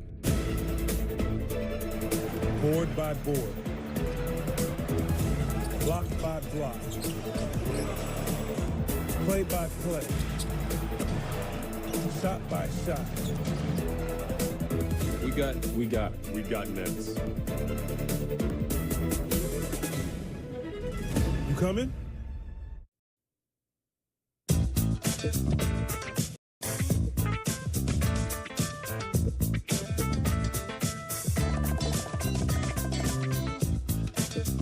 Welcome back to the show, everybody. You know what I mean by the show. TMKS. You mean the program? Yeah. Hey, the Mets will host their annual Mets Giving Food Drive to benefit Food Bank for New York on Tuesday, November 19th from 10 a.m. to 6 p.m. at the Mets team store. Free parking will be available on lots B and D. Due to off-season construction, there'll be no vehicle access on Seaver Way. Fans can access lots B and D through Gate 8 at Shea Road and Boat Basin Place. Fans donating at least 10 non-perishable items receive a voucher for 2 tickets to a select Mets home game in 2025. Visit Mets.com/food drive to see a complete list of foods needed. No, Michael was emotionally devastated, had his knees taken out from under him, because you found out that the Brewers-Yankees opener is going to be exclusively an ESPN vehicle. Yes. Shutting you out of calling or even attending, possibly, opening day. Yep. Well, we've been reminded on Twitter by several people, Yankees-Red Sox opener Sunday Night Baseball 05. Okay. Now, I had somebody look that up. Okay. There was a special dispensation for Yes to do the game and Nesson. Okay. Yeah. Well, there you go. And then somebody else mentioned 97. It was Yankees-Mariners on Sunday. But you were doing radio. I was doing radio. So it wouldn't matter. Okay. Well, do you think there'll be I don't think there's any special dispensation coming your way. So what do we do? The only thing I could do is hopefully be assigned that. But I think that they would probably be somewhat reticent to have the Yankee announcer do a national game of the Yankees. I want to feel bad for you, Michael, but am I a bad guy for not feeling bad for you? I mean, you had a nice run, and the fact that you're I'm not upset. And the fact, Peter, he may parlay this into doing a national gig, because he's now up for consideration. He is going to work the angle on this. Well, you don't have to feel. Listen, nobody should ever feel sorry for me. It's a first world problem. I've had an incredible dreamlike run. Don, it's not first world. It's first. It's Emirates first class. It's new world problem. It's a new world problem. Yeah. But you know what? You could, as a friend, you could say, "Gee, I know that would mean a lot to Michael to continue this streak." But listen, if you don't want to, that speaks volumes about you. I'm cool. You know what? Peter, I think I'm going to own this. Even if you don't get the national gig, I'm not going to feel bad for you. This is incredible. I'm not saying feel bad for me. As a friend, feel a little sorry. No, not a bit. No, I don't. Peter, can you do it? No. I mean, I get your disappointment, but feel bad? Here's about the level. Don, here's how the furthest I'll go. Oh, man, bummer. Oh, yeah. That stinks. I'll give you that. I absolutely, I'll give you that stinks. Oh, shucks. Oh, golly gee. Yeah, it's good to have friends that I work with. 1-800-919-3776. Let's go to Danny in Long Island. Daniel. Oh, it's quite a day. So much to cover. Michael, as far as opening day is, you got two options. Either you take Charlie to the game and you enjoy just a nice father-son game, or we do a little Yes pre- and post-game, and you do an inning in the ESPN booth. Is that enough work for one day for one man? Well, we will do a pre- and post-game on Yes, but it's not like doing the game, and I don't know the person or people that are doing the game if they would, want me to do an inning in the booth. But I like the way you think. I just don't think it'll happen that way. I think they can let you in. And Peter, if you run into Mike Tyson out there, let him know I still have my hat, and I've changed my mind. If he wants my hat, I'll take 2 tickets and to that charade, and we'll call it even. If he even remembers me. Wow. All right, I'll definitely run that by him. As far as The Odd Couple, greatest show ever. My favorite episode being when they were in the booth with Howard Cosell for Monday Night Football. That is a good one. Doing a Jet game, which is, by the way, the last time the Jets won a Monday Night Football game with Howard Cosell in 1972. And the Jets were coming off a Super Bowl championship, and they're still coming off a Super Bowl championship. It's been quite a run for the Jets. Last but not least, sports-related. The AFC does have, I would say, if you removed the Detroit Lions from the list, I think the top 3 teams are in the AFC at Buffalo, the Ravens, and the Chiefs, obviously. So it's not that the AFC isn't as good as some of the supplementary teams that you thought were going to be good, but the top is exactly where you're there. Right. You added the Steelers, so you didn't think were there, but between the Jets and Jacksonville and a couple other teams that have just been chocolate soft serve, and now with the Colts announcing that Richardson's starting, that line has now moved 2 points in one day. So you talk about integrity of issues and who knows what when. That's all I'm going to say. When that decision was made, that line has moved considerably, and I believe will continue to move. And if Aaron Rodgers was to ever lose a game, to that quarterback who gets extremely tired after a couple of plays, that would be the absolute low of a season where you really think it can't get any lower. I mean, they have got to beat the Indianapolis Colts with this quarterback. And I think they will. They're going to win their share of games. I'm not going to all of a sudden start believing in them, but they're not going to lose out. I think there's games, and I think this game coming up will be the one. Do you have a favorite odd couple? No. Password for me. The one he said is very good, but the password one, Aristophanes. How about the one where Felix is calling him in the Met press box and he misses a triple Well, that's play? from the movie. Oh, that's the movie. Okay. Yeah. That was. Yeah, that was great. Was a good one. Let's go to Bob. Let's go to Pete in New Hampshire. Hey guys, what's going on? How you doing, Pete? Good. On Belichick, I'm not really sold on him because what are you going to do? How many years is he going to be here? You need to go through another 2 or 3 years, go through another coach again. Just bringing him in may solve some problems, but in the long run, it's not going to be worth it, I don't think. Yeah, but I mean, the way things are going, Pete, for the Giants, they can't get out of their own way. So if you could get 3 or 4 years, I'd say they'd sign to a 5-year deal. You get 5 years of competency and maybe greatness, and then you deal with it from there, and maybe you're working from a better place than you are. But the problem is the two things that Belichick really hasn't done well, in my eyes, is be a general manager and also, groom other coaches. Right? So I don't know. Is there going to be somebody in the lineage of Bill Belichick that's going to jump in? The people that want Belichick are people that think they're a quarterback away. And Mike Lupica brought this up. Are they really a quarterback away? Is Daniel Jones all their problems? Now, he's most of the problem, and you can't win with Daniel Jones. I get that. But is that it, Michael? Everything else is fine? I don't see it. They can't get off the field on third down. Their special teams are god-awful. They don't have any depth. But a quarterback away does not mean you want you need Belichick to fix everything. If it's just a quarterback away, then keep Dable. But I think that crowd believes we'll get the quarterback and then we'll have the greatest coach of all time with all this talent that they have, and then they'll go win. You get the quarterback, but there's still other holes that have to be filled. You got to build a secondary. You've got to start rounding out these weapons. Neighbors is nice, but what do you have beyond Neighbors after this year? You got a lot of free agents you got to go out and sign. Is Bill Belichick going to be a good general manager? I know he's a hell of a coach, Michael, maybe the greatest ever, but is he going to come here and be the general manager, or is he going to work under Joe Shane or somebody else? Well, maybe at this point in his career, he doesn't want to have both jobs. He wants to have a say, but he doesn't have to do all the heavy lifting. Yeah. And also, what is he, 71, 72? Listen, it's a lot to ask, but could it be more than 3 years? Is it that crazy? There could be a 76, 77-year-old Belichick. There's always a danger because Popovich at 75 signed a 5-year deal to coach through 80. Did he think he was going to have a minor stroke, which is keeping him out? You never know. At that age, things can happen. No, they can, but he can also bounce back and continue the rest of his contract, right? I mean, he's going to be out indefinitely. Listen, I know. It's not ageism. It's reality. Right. You have somebody that's past the age of 75, 76, it's a very stressful job. Well, we just elected a guy who's going to be president at 78. So, I mean, people do things differently at different ages. Oh, different absolutely. People do. But to say it's not a concern when you're asking him to now, listen, I don't think anybody would blink if he got a 3-year contract.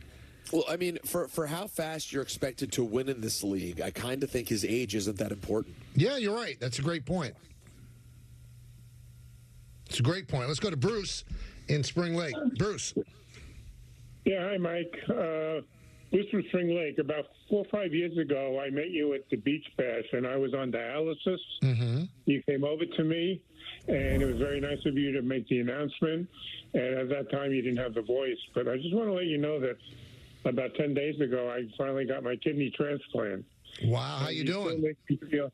I'm doing very well. Excellent. I mean, it's a whole change of life for me right now, and I feel good.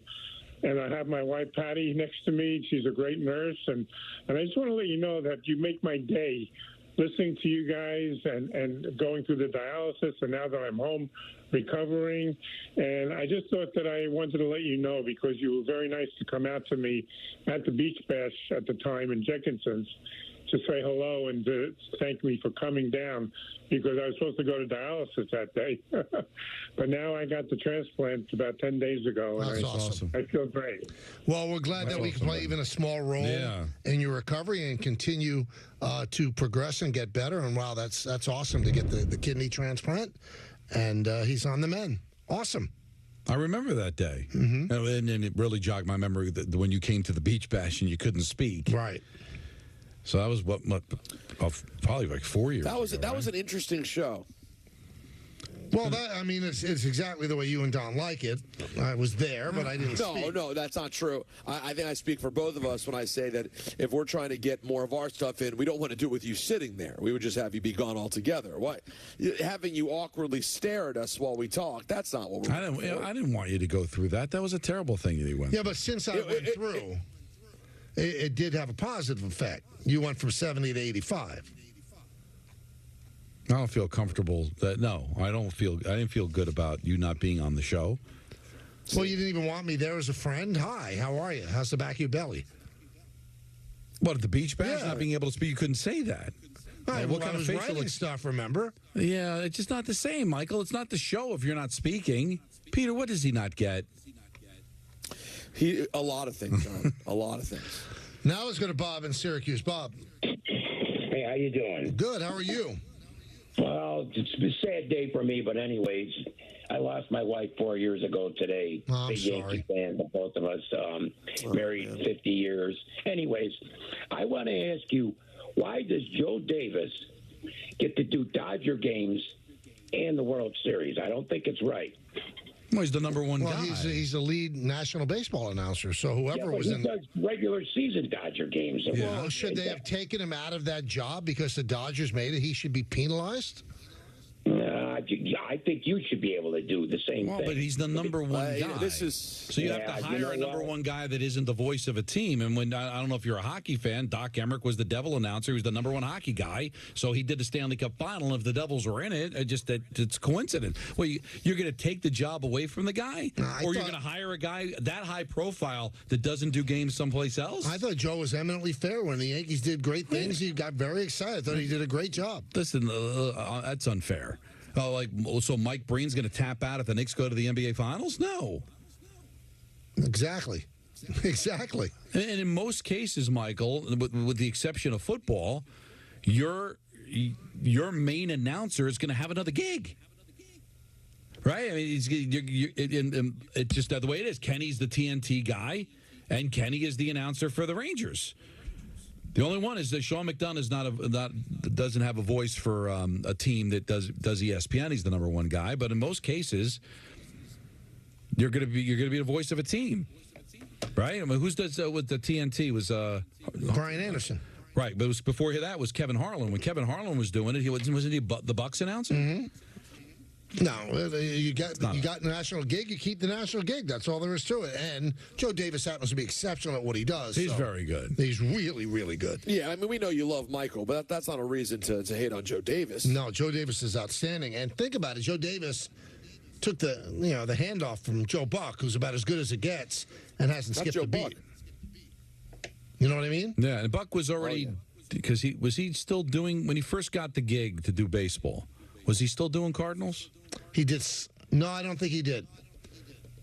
I don't think he did. But he was always accused of being pro-Cardinals. Well, because his dad was. Right. Peter, so when these things happen, bud, a lot of people, they torment themselves. So what do they do? Got to do something, right? What do the people do who torment themselves? Yeah, they got to have some outlet, some way to be able to talk it through. No? What do they do, Pete? I suppose that you're talking about this message that's brought to you by that.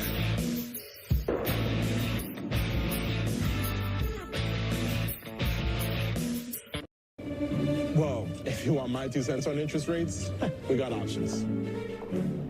My 2 cents. This one's priced to sell.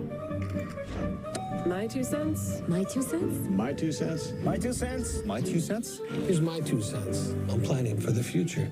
Interest plus interest equals more interest. Come on, man. You can drink that. Hi, Joan. Perfect timing. I have a few questions. Of course. Let's look at your plan.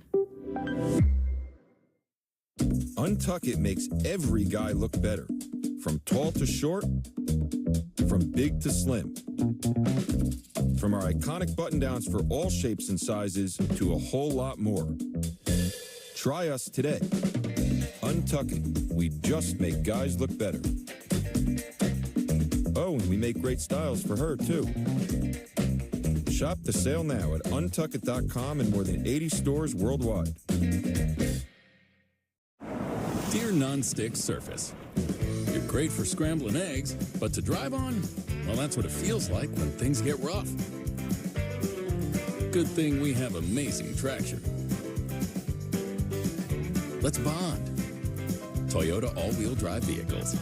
Get Black Friday savings all month long. Lease RAV4 with all-wheel drive for just $299 a month.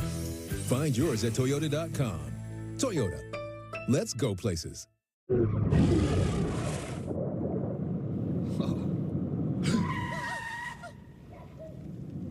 Eyes forward. Don't drive distracted.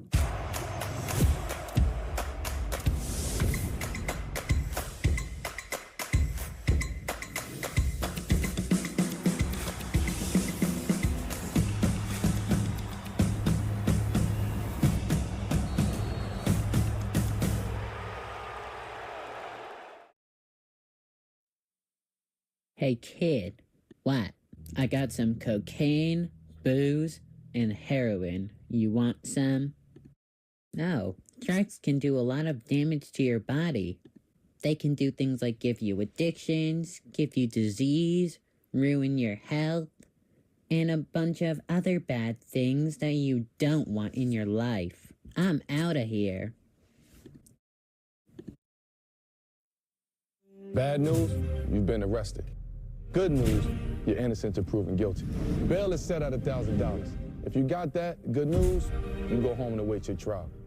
If you don't, sorry, you go to jail to wait for weeks or months. But sure, you still presumed innocent. But since you can't afford bail, you've lost your freedom, and that's not right. That's why the Bail Project helps those who can't afford it while fighting to end cash bail, because freedom should be free.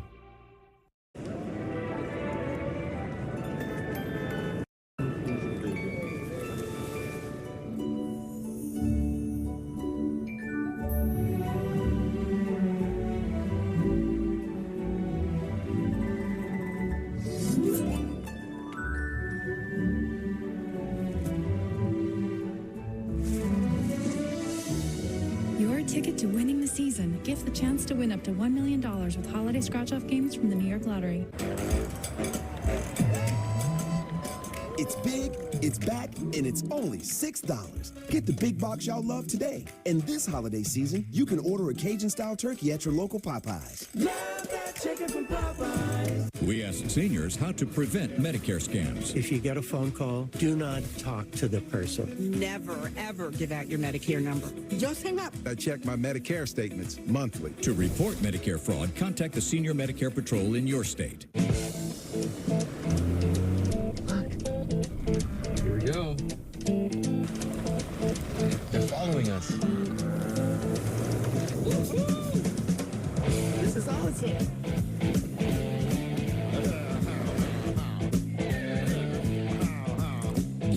The first ever Nissan Rogue Rock Creek. Now, get 3.39% APR financing for 60 months on the 2025 Nissan Rogue Rock Creek. Does RexMD really work? Over 85% of patients said, not only does it work, they saw results the very first night. Get started with the 30-day sample pack. Generics now only $1 per tablet at rexmd.com/30.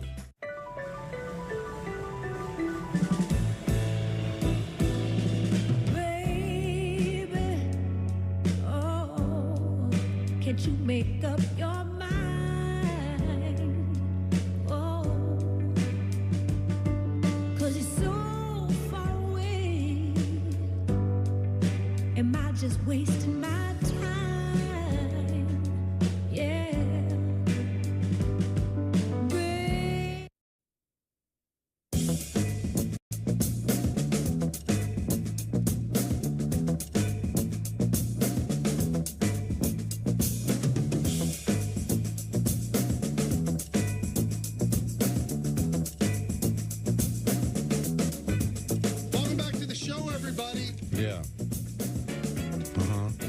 So, interesting thing about, Aaron Rodgers, because Aaron is a believer in conspiracy theories. The way he says conspiracy theories sometimes turn out to be true. And he's right. I'm a fan of him, too, as conversation. Right. But he actually then repeats them. And it goes to show you, sometimes you read stuff that's simply not true. Because he went on McAfee's show and said, did you see that stat about Jared Goff, that when he throws 4 or more interceptions in a game, he's 7-0 now? That was made up by a guy on Twitter. Right. Typically, the guy laughed about it. He made it up. And the McAfee guys fell for it. And, we fall for it sometimes, too, when we get New York porched. But we've been pickled. We've been pickled. It's part of the gig. But I hope it illuminates to Aaron. You could read stuff. I know he's a voracious reader. Sometimes it's just not true if you read it. Just because somebody wrote it or put it out there doesn't mean it's God's honest truth. Well, the thing that bothers me about Aaron, there are probably people out there that do the work and can be contradictory to the norms of our world and say, you know what, I got a PhD in this, I've done this, and I don't think we're doing it the right way. He's a smart guy, but what he does is he reads. You can't believe everything that you read. No. You might get sent down a wormhole where, it's not true.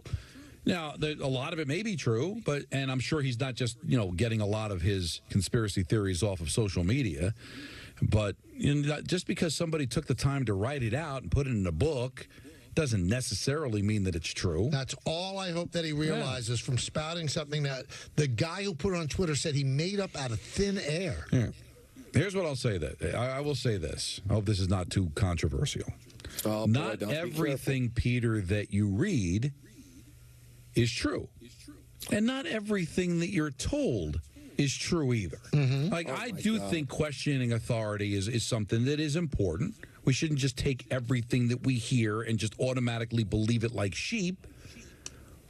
But I think that should be held to the same standard as everything else. I think some people want to find the alternative news, find the alternative way of thinking, and just follow that because they have no trust. But I don't think there's anything wrong with just questioning. I think sometimes we're led by our nose a bit on things. Well, one thing that's scaring me, though, is that, and this, I hope this doesn't cause an uproar. That's why I hope it does. For fun. It's being, kind of advertised now. The new news is on Twitter. Now, I know there's a problem with the real news, slanted a certain way because of certain interests, whatever the case may be. But Twitter is the new source of news where you can write anything you want? So Twitter is not biased. Twitter is not swayed by beliefs and all that. Listen, if you guys are being silly now. Why? Because no one reasonable could still actually see Twitter in that way. You can't. What do you mean? No, but I mean, no, I think you're wrong. I think a lot of people see Twitter. It's being, it's being advertised as, well, this is the new news now. Well, then we're all in a lot of trouble if Jim or Jane or Bobby or Susie could put something on and say, well, that's news. Stephen A. brought this up the other day, and it's so true. People talk about the lack. People are uneducated. People don't know, especially during the election. It's not that people are ignorant. It's that people just don't have the time to do the homework. They're hoping other people are going to do the homework for them because they've got kids and they've got a job and they've got a lot of other things that are going on. And unfortunately, what those people have to do is at the end of the day, they sit down, they go to Facebook or they go to Twitter and they read a post and they believe it because that's the only place that they get information. I don't even think I'm only getting it from there because that's all I trust.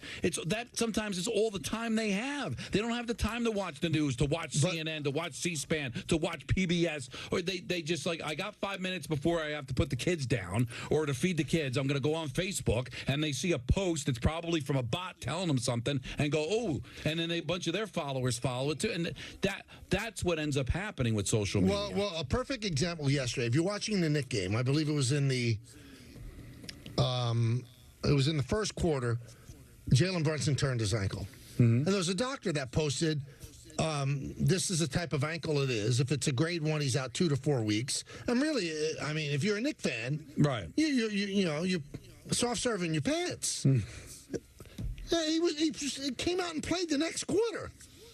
So if that's the new news, I mean, the doctor just didn't get. Now, speaking of that, Jalen Brunson is a game night decision for tonight's game against Chicago with a right ankle sprain. The coach says that Miles McBride, left knee inflammation and campaign, the hamstring strain are also game time decisions. Just something I thought about. Let's go to Ronnie in Farmingdale. Ronnie. Hey, guys. Enjoy the show. Long-time listener. I just want to know why you guys refer to Twitter and not say X. Well, I do call it X sometimes, Ronnie, and Don and Peter jump on me. And I guess the reason is, what do you call something you send out on X? You still call it a tweet, right, Ron? Correct. I'm not nitpicking here, but I just wish that people would address really what it is. It's not X. Excuse me, it's not Twitter, it's X. Why? I don't That care. really bothers you, Ronnie? Okay, Elon. Yeah, I think it is.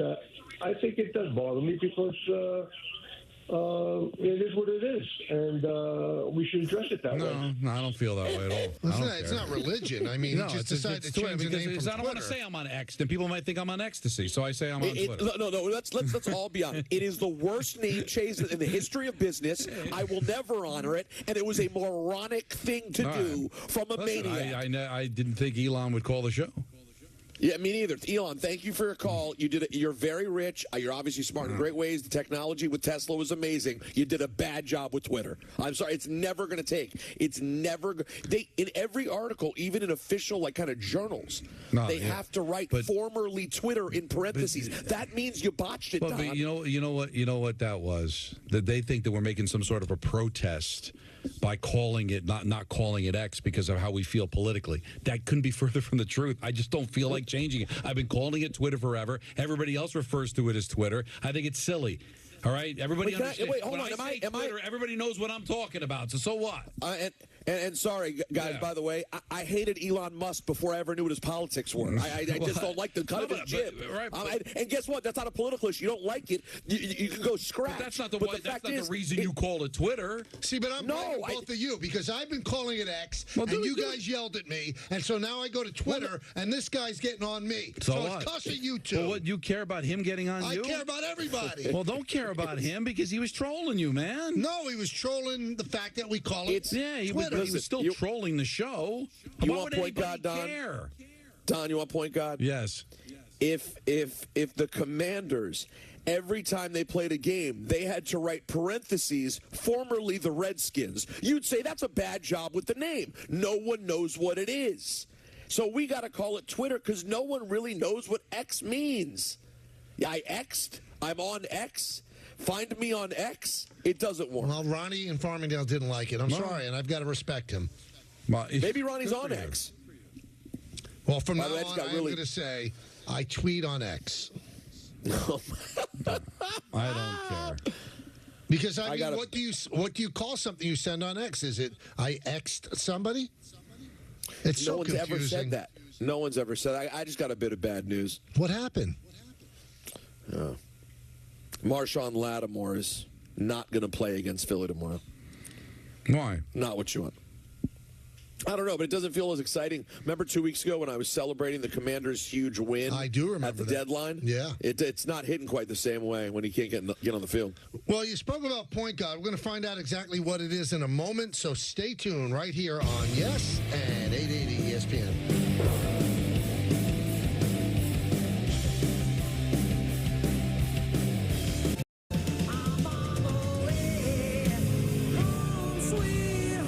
There's no place like the road home.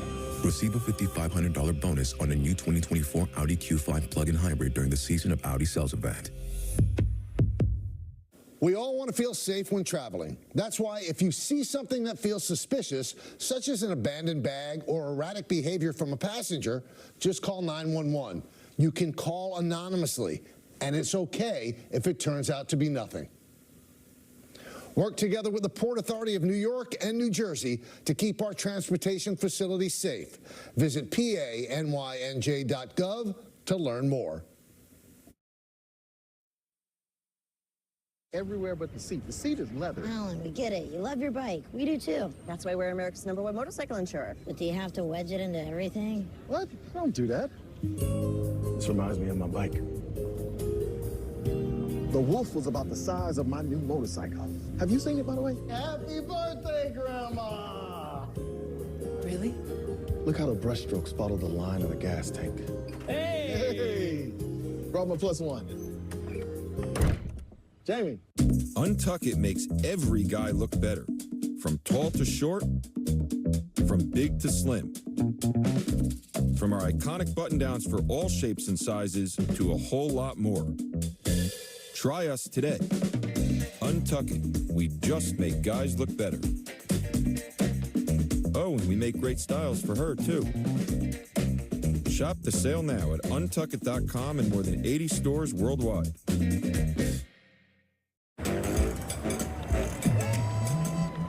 It's big, it's back, and it's only $6. Get the big box y'all love today. And this holiday season, you can order a Cajun-style turkey at your local Popeyes. Love that chicken from Popeyes. If you're an asbestos victim, pay close attention. Billions of dollars are being paid out to people like you. We should know. We're Whites in Luxembourg, the law firm that already won over $9 billion for men and women just like you. That's right, over $9 billion for mesothelioma sufferers and their families. We know you're short of money, and we know you're short of time, so we fight hard. Call Whites in Luxembourg at 917-LAWYERS. That's 917-LAWYERS. Whites in Luxembourg, winning big for the little guy. Dear Santa, my mom says I'm a good helper, but you didn't come last year. I just really hope this year when I wake up, I'm gonna see that you came to my house too. Donate today. The Health Class Film Guy isn't the best person to talk to your kid about vaping. Got a few minutes? You are. Talk to your child about vaping today. Every day at the Community Food Bank of New Jersey, we work to fill the emptiness caused by hunger with food, help, and hope.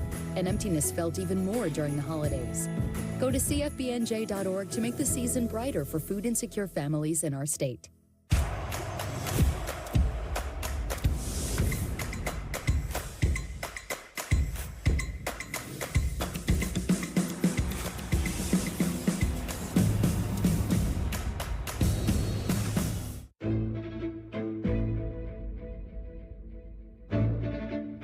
A team grows in Brooklyn.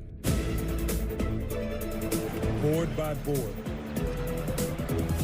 Block by block. Play by play. Shot by shot. We got Nets. You coming?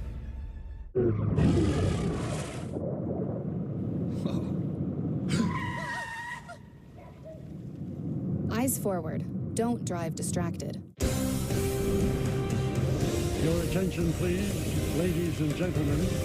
You're watching Yes.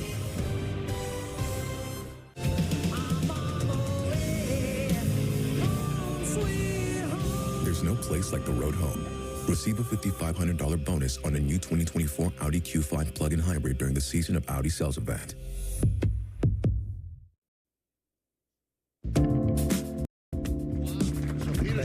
Peter's up 2-1. I wasn't got to lead this week. I guess we didn't say much good. That was it was pedestrian. Yeah, very pedestrian. I'm sure he Peter said better things. I'm not even sure what I said. I'm sure Peter said better things. I thought that was I might have. Listen, sometimes you got to take the wins where you get them. No, I'm not. Listen, you take it, man. You have big plans for tonight in Dallas, Peter? It's a great town. I do. I am the second the show ends, I am going to head over to next door where they're having the press conference tonight for Jake Paul and Mike Tyson. So I'll do the press conference for an hour, and then Natalie and I have a barbecue restaurant we love in Dallas called Ferris Wheelers. And we're going to go over to Ferris Wheelers. I like that. And consume some delightful barbecue. Is it really wise for Natalie this close to birth to be getting indigestion? Well, I think that ship has sailed. So this baby's going to have a hankering for barbecue. Yeah, the heartburn is a regular thing, regardless of what is. Yeah, but you know what? You can get worse heartburn. Yeah, you have to take preventative measures. You have to order the right way. About her. That's all. No, but Peter's really looking forward to this. I'm sure he's been thinking about this dinner all day, and now you're ruining it. Let him be. Why? No, because I care about his wife. Well, she cares about herself, and she's doing it. She knows what her limitations. And by the way, and I don't know if any of the women listening right now can relate to this. You know the number one culprit of giving my wife heartburn during this pregnancy? Is you. The K show. Water. Really? Yeah, then go wild on the barbecue. So you might as well enjoy some brisket. If water is giving you heartburn, enjoy yourself. Now, Brendan Q is a great listener to the show. Says sending something on X is called a post. You post on X. I personally don't care what people call it, but just wanted to clarify for you. All right, well, I'm good. Somebody else on Twitter mentioned, when Prince changed his name to like the symbol, I continue to call him Prince. Of course, everyone did. He was the artist formerly known as, but you just called him Prince. And all these different buildings that change names whenever banks go on. Like, stop. All right, so I'll call it what I want to call it. Everybody knows what I'm talking about. Well, you know, but I'm telling you, he was trolling us because he thought we were making some sort of political statement by not calling it X. I'm not. Yeah, people have no idea how you and I lean. Peter, they might have an idea. But it's not coming from there. I know. At all. I know. It just, I get bothered by change, and I'm not referring to X. It's a stupid name. By the way, I see a tweet here from someone who sounds like the kind of guy who would call us up about the name of X, and he wrote, "This fight is a joke and a disgrace to the sport of boxing." Don, I do wonder how many people out there who that's their default.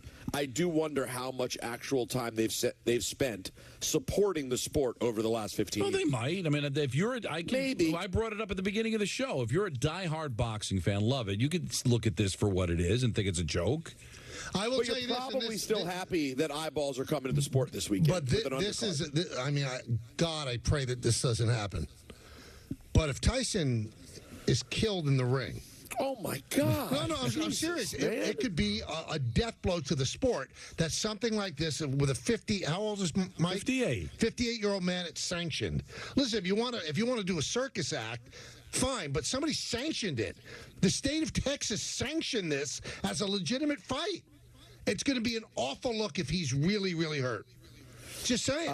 They better pray that it doesn't happen. God forbid that certainly would be a horrible look. I don't think that's on the table, but yeah, I mean. Sure. I mean, you love boxing. I love boxing too. But the fact that they let Mike Tyson fight Larry Holmes, not Mike Tyson, Muhammad Ali fight Larry Holmes. I mean, that led to his downfall too. I mean, it just accelerated all things that happened to the guy. Well, but think about it like this, though. Muhammad Ali, here you go. Wow, I'm just doing this math in my head, guys. Think about what Muhammad Ali was like at Mike Tyson's age. That was in 2000. Muhammad Ali was Mike Tyson's age in 2000. He had already been someone who had been clearly debilitated by everything that happened in Parkinson's for years already. Mike is, what I'm saying, Don, is, if you can let me get the word out without you making a slight sound, is that, wouldn't we already know that? Like, I'm not saying, Don, that Mike can't have something bad happen, but, like, he's in fine shape. I don't see why he wouldn't be capable of having, listen, if he got in with Tyson Fury, to me, that's when we start to say it's a disgrace. Jake Paul is not Tyson Fury. He's a big man, though. He's a big man. He's a big man. He's a guy who has 10 boxing matches in which he's looked pretty good against really over-the-hill guys or MMA guys who are not boxers. How do you think it's going to go? Think Tyson has a chance? I think that the first round will be very exciting, and the whole world will be standing up in their living rooms thinking, oh, my God, are we going to see it happen? And then I think, unfortunately, and I truly hope I'm wrong because nothing would make me happier than a Tyson knockout, I think after that, Mike kind of starts slowing down and clenching a bit, and then it's sort of a war of attrition, and Jake Paul probably wins on the cards. That's my unfortunate and boring prediction. I'm sorry I made a noise, Peter. But, no, you didn't. Well, you just made it the whole last part without making one solitary noise. Is that in Atlanta in '96 when he lit the torch. Exactly. He was 54 because that was in '96. You can everybody can picture that moment absolutely in their mind's eye, Susan. Of that him crossed shaking. my mind the second I saw it. Yeah. So that 4 years later, he's 58 years old. So to make your point, but you know what? Technology is different over the last 25 years. Certainly, Tyson is a lot healthier than Muhammad Ali is. I'm with you, Peter. I don't think he's going to die in the ring. But I think you nailed it. There's going to be hope early, and then the age is going to show as the fight progresses. Let's go to Jonathan in L.A. Jonathan. Hey, guys. Hello. Guys, the one thing I'm not going to call and tell you guys or ask you guys to do is to call why you guys call X Twitter, X, whatever. Oh, my goodness. What kind of call is that? It's crazy the type of calls you guys get. Well, yeah, Peter, that's the main reason why I was calling. Like, I wasn't sure if you're going to be there tomorrow or Friday, so I wanted your prediction. But now that you gave it to us, I mean, it's crazy that my son is 7 years old, and I always show him videos of Tyson. And now I never thought he was going to see a fight of Tyson. It's funny. Yesterday he told me, oh, look, Papi, Tyson is going to fight. I'm like, yeah, we can't wait. So do you think there's a small chance that Tyson could even, like, humiliate himself, like probably get knocked out by Jake Paul? Or will, I mean, I will say, so that's a really good question, Jonathan. In terms of possible downside, because the speculation is we don't know the exact numbers. They're saying Tyson's set to make as much as 20, and Jake Paul, whose company's promoting it, could make as much as 40. Which, by the way, I think is a little bit unfair. But that's unfair. But he signed the deal with Netflix first. Right. He and it was his team, right, and that made the whole thing happen. So I get it. I just think the amount that Tyson brings to the table here cannot be understated. You're right. I mean, Jake Paul's fought many times. You guys have not watched one of them. You're both going to watch this one, and I don't think you're the only two people like that. Particularly as you get into older demos. So Mike's going to make a lot of money, and I'm sure that is the primary impetus for him doing this.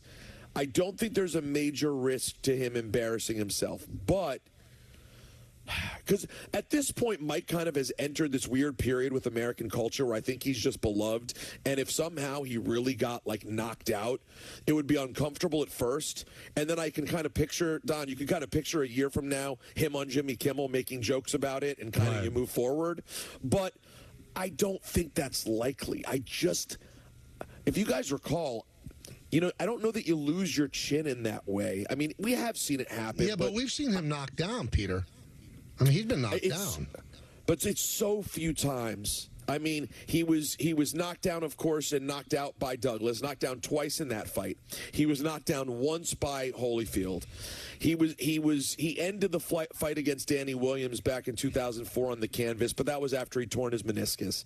So, like, he just doesn't have a lot of knockdowns and punishment that he's taken. Right. So I'd be surprised. Listen, I'd be surprised if Jake Paul had it in him. But to that point, Mike is 58 years old, and even though he says he's training, he says he's currently boxing. He's sparring 8 rounds a day every day.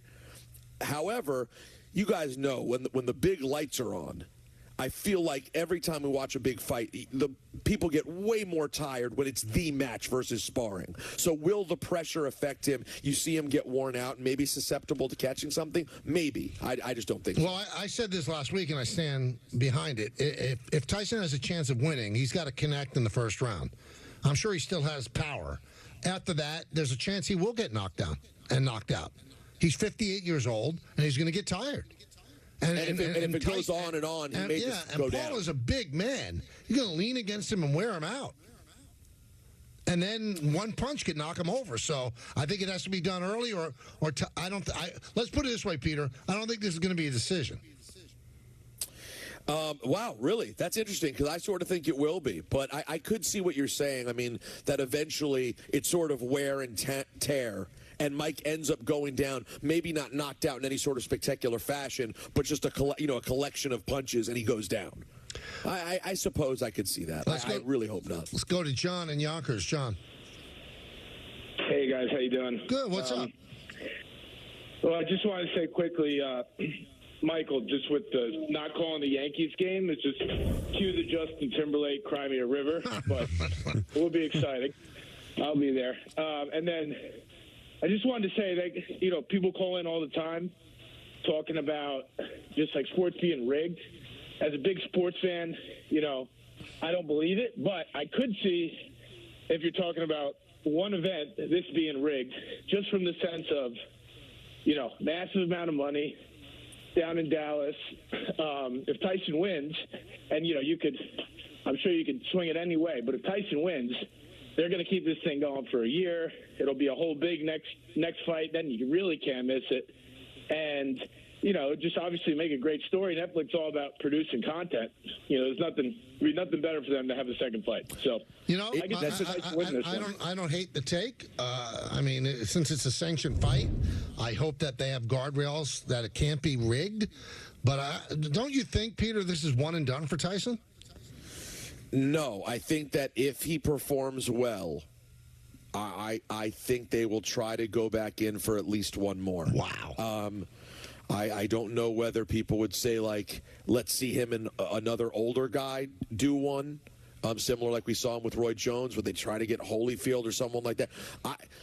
Now, listen, if somehow Mike looks incredible and knocks out Jake Paul in spectacular fashion, which I think is not likely, but he catches him, and it's a glorious yesteryear Mike Tyson left hook, and you can feel like 100 million people around the world cheering.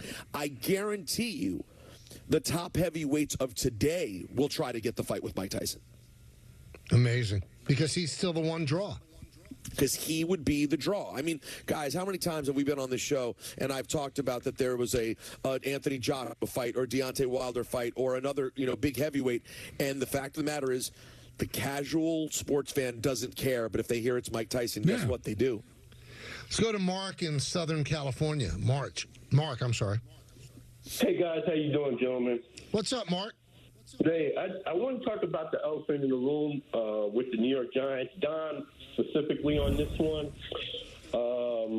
like I was discussing, if the Giants are the Giants as they are, as a 100-year-old team, and they do believe in their old-fashioned ways, will they draft a black quarterback to be the face of their team, such as, i.e., Shedeur Sanders, would be perfect for the simple fact that he was raised, he grew up in the NFL, he knows the limelight, and what he did last year when he was doing his bling-bling thing in Colorado, this year, you ain't heard a peep out of him. Evidently, his father talked to him about it, and for Shane and Brian Dable, I give him a second chance because we all know now that it's Daniel Jones. Because some of those picks, like Dexter Lawrence, the receiver core, and their linebacker core that Shane has picked has really panned out. And when you look at their quarterbacking rank, it sucks. And the other thing, if they are to pick him, don't you know the NFC East would be all starting black quarterbacks? Well, I mean, in answer to your question, if the best quarterback and the best player available when the Giants pick is a black quarterback and they don't take him, they should be ashamed of themselves in 2024. I know this was an issue. I forget what it was. Do you remember, Peter, who it was that they weren't interested in drafting? Yeah. I'm trying to remember who it was. It wasn't Haskins. It wasn't Haskins. Yes, I think it Jones, was. It might have been Haskins. Maybe it was. And they didn't see him as the face of the franchise, and everybody said, well, it was because he was black. No, there were other things that were in there. We argued about it, Peter, and I think you were kind of on the other side of it, that it's on the table. And I didn't think it was on the table because they... I think at the time had an African-American general manager, which is even rarer than a black quarterback. I just think it's circumstances. It is strange. They've never had a black head coach or a black starting quarterback until Geno Smith. And that was another thing. They benched Eli Manning for Geno Smith. I just think it's been circumstances. I don't think they would shy away from Sanders because he's black. They may shy away from Sanders because they don't want the whole Deion thing, because it seems like Deion's going to really be hands-on, and that might scare a lot of teams away, not just the Giants. But, listen, I don't have any evidence to the contrary, Peter, but I just don't feel that the Giants don't want the face of their franchise to be black. I don't think that's an issue. Listen, it's levying such a major accusation that obviously I can't say I think that's the case. But, Michael, if I was to play conspiracy theorist on this, A-Raj, if you will, Q-A-Ron, you could say is part of the reason that they decided to do the Geno's thing was just to get a black quarterback in there. It was like 2 for 1. It was like, A, we're ready to move on from this, maybe, are we? And B, we'll get to say we had a black quarterback. Now, I don't think that's the case. I have no reason to believe it, Don. But at some point here, a black coach or a black quarterback, it's going to start. It already is starting to look bad, and people do think about it. All right, but again, I don't have any evidence. It's just a feel. And I'm not saying you're wrong because the evidence that it hasn't happened, I guess it has to be on the table. But we're talking about John Mara. We're not talking about Shane or Dable because this has been going on long before they got here. Did John Mara have a problem with Saquon Barkley being the face of his franchise? You saw how much he wanted to keep Saquon when he left to go to Philadelphia. And he was the face of the franchise. Now, we could say quarterback, whatever, but the face of the franchise the last 5 years, Peter, has been an African-American in Saquon Barkley. If he has a problem with the face of his franchise being black, then wouldn't he have a problem with a black general manager, which is rarer than a black quarterback? So I'm not saying you're wrong. I'm not saying I'm right. I'm just looking at the evidence and saying, why would they draw the line at quarterback when they've had players like Lawrence Taylor be the face of the franchise, Saquon Barkley being the face of the franchise, a black general manager? I think people would argue, and again, I'm not making the case for it. Who knows? I think people would argue, though, and Michael, tell me if you understand what I'm saying. There is a difference between a player by happenstance becoming the face of your franchise because they're great at a different position, like a linebacker or running back. There's a difference between that and selecting the quarterback to be the face of your franchise. Yeah, I guess there's a difference, but I mean, the drop the mic moment, for anybody accusing the Giants of this, the guy who chose the players was black for 12 years. Do you think somebody told Jerry Reese you can't draft a black quarterback? Now, at that time, they had Eli Manning, so it never became an issue. I just don't believe that that's an issue. Maybe I'm naive. Well, by the way, that is a big piece of it, right? Is how much time Eli Manning took up in the middle of this whole last 25 years. And you also have to look at it this way. You'd almost have to be like a Klansman because usually the motivation is I'm not sure if my market could accept it. You don't think New York would accept a black quarterback? You think the Giants fan base would rebel? I don't know what the motivation for John Mara to not have an African-American quarterback other than he's just a complete, utter racist. And there's no evidence that that's the case. None. Has there been any moment in John Mara's history or the Mara history at all that would suggest that? No. So that's why I just think it's circumstantial. And one of the players that was allowed to visit Wellington Mara in his last days was Michael Strahan. So, I mean, I think this is nonsense. It's something that a caller brought up. I don't even feel comfortable addressing it.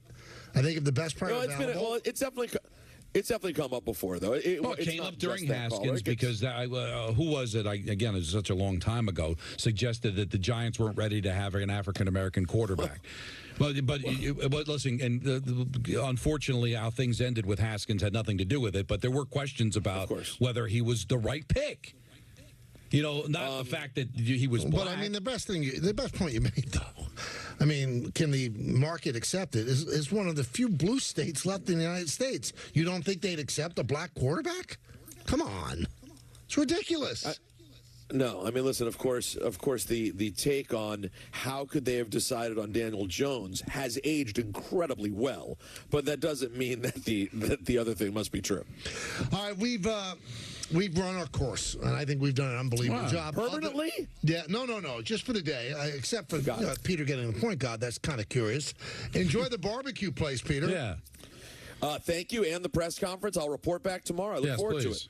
Yeah, I think this is getting some traction. People are very interested in this, so we'll talk more about it. We have Jordan Ron on and Rich Samini on tomorrow. Break down the Jets and the Giants and where they're headed and what they've done. So a lot of stuff to do. Dan Grassa coming on next, and then the Knick game after that. Please, Billy Joel, take us away.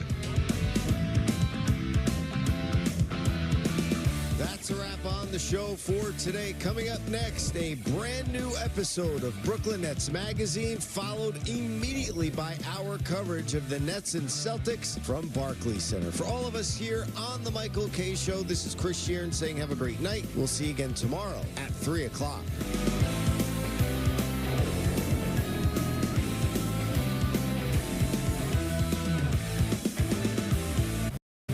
The Michael Kay Show on Yes is presented by Untuck It. Shirts designed to be worn untucked. Shop now at untuckit.com. Untuck It makes every guy look better. From tall to short, from big to slim. From our iconic button-downs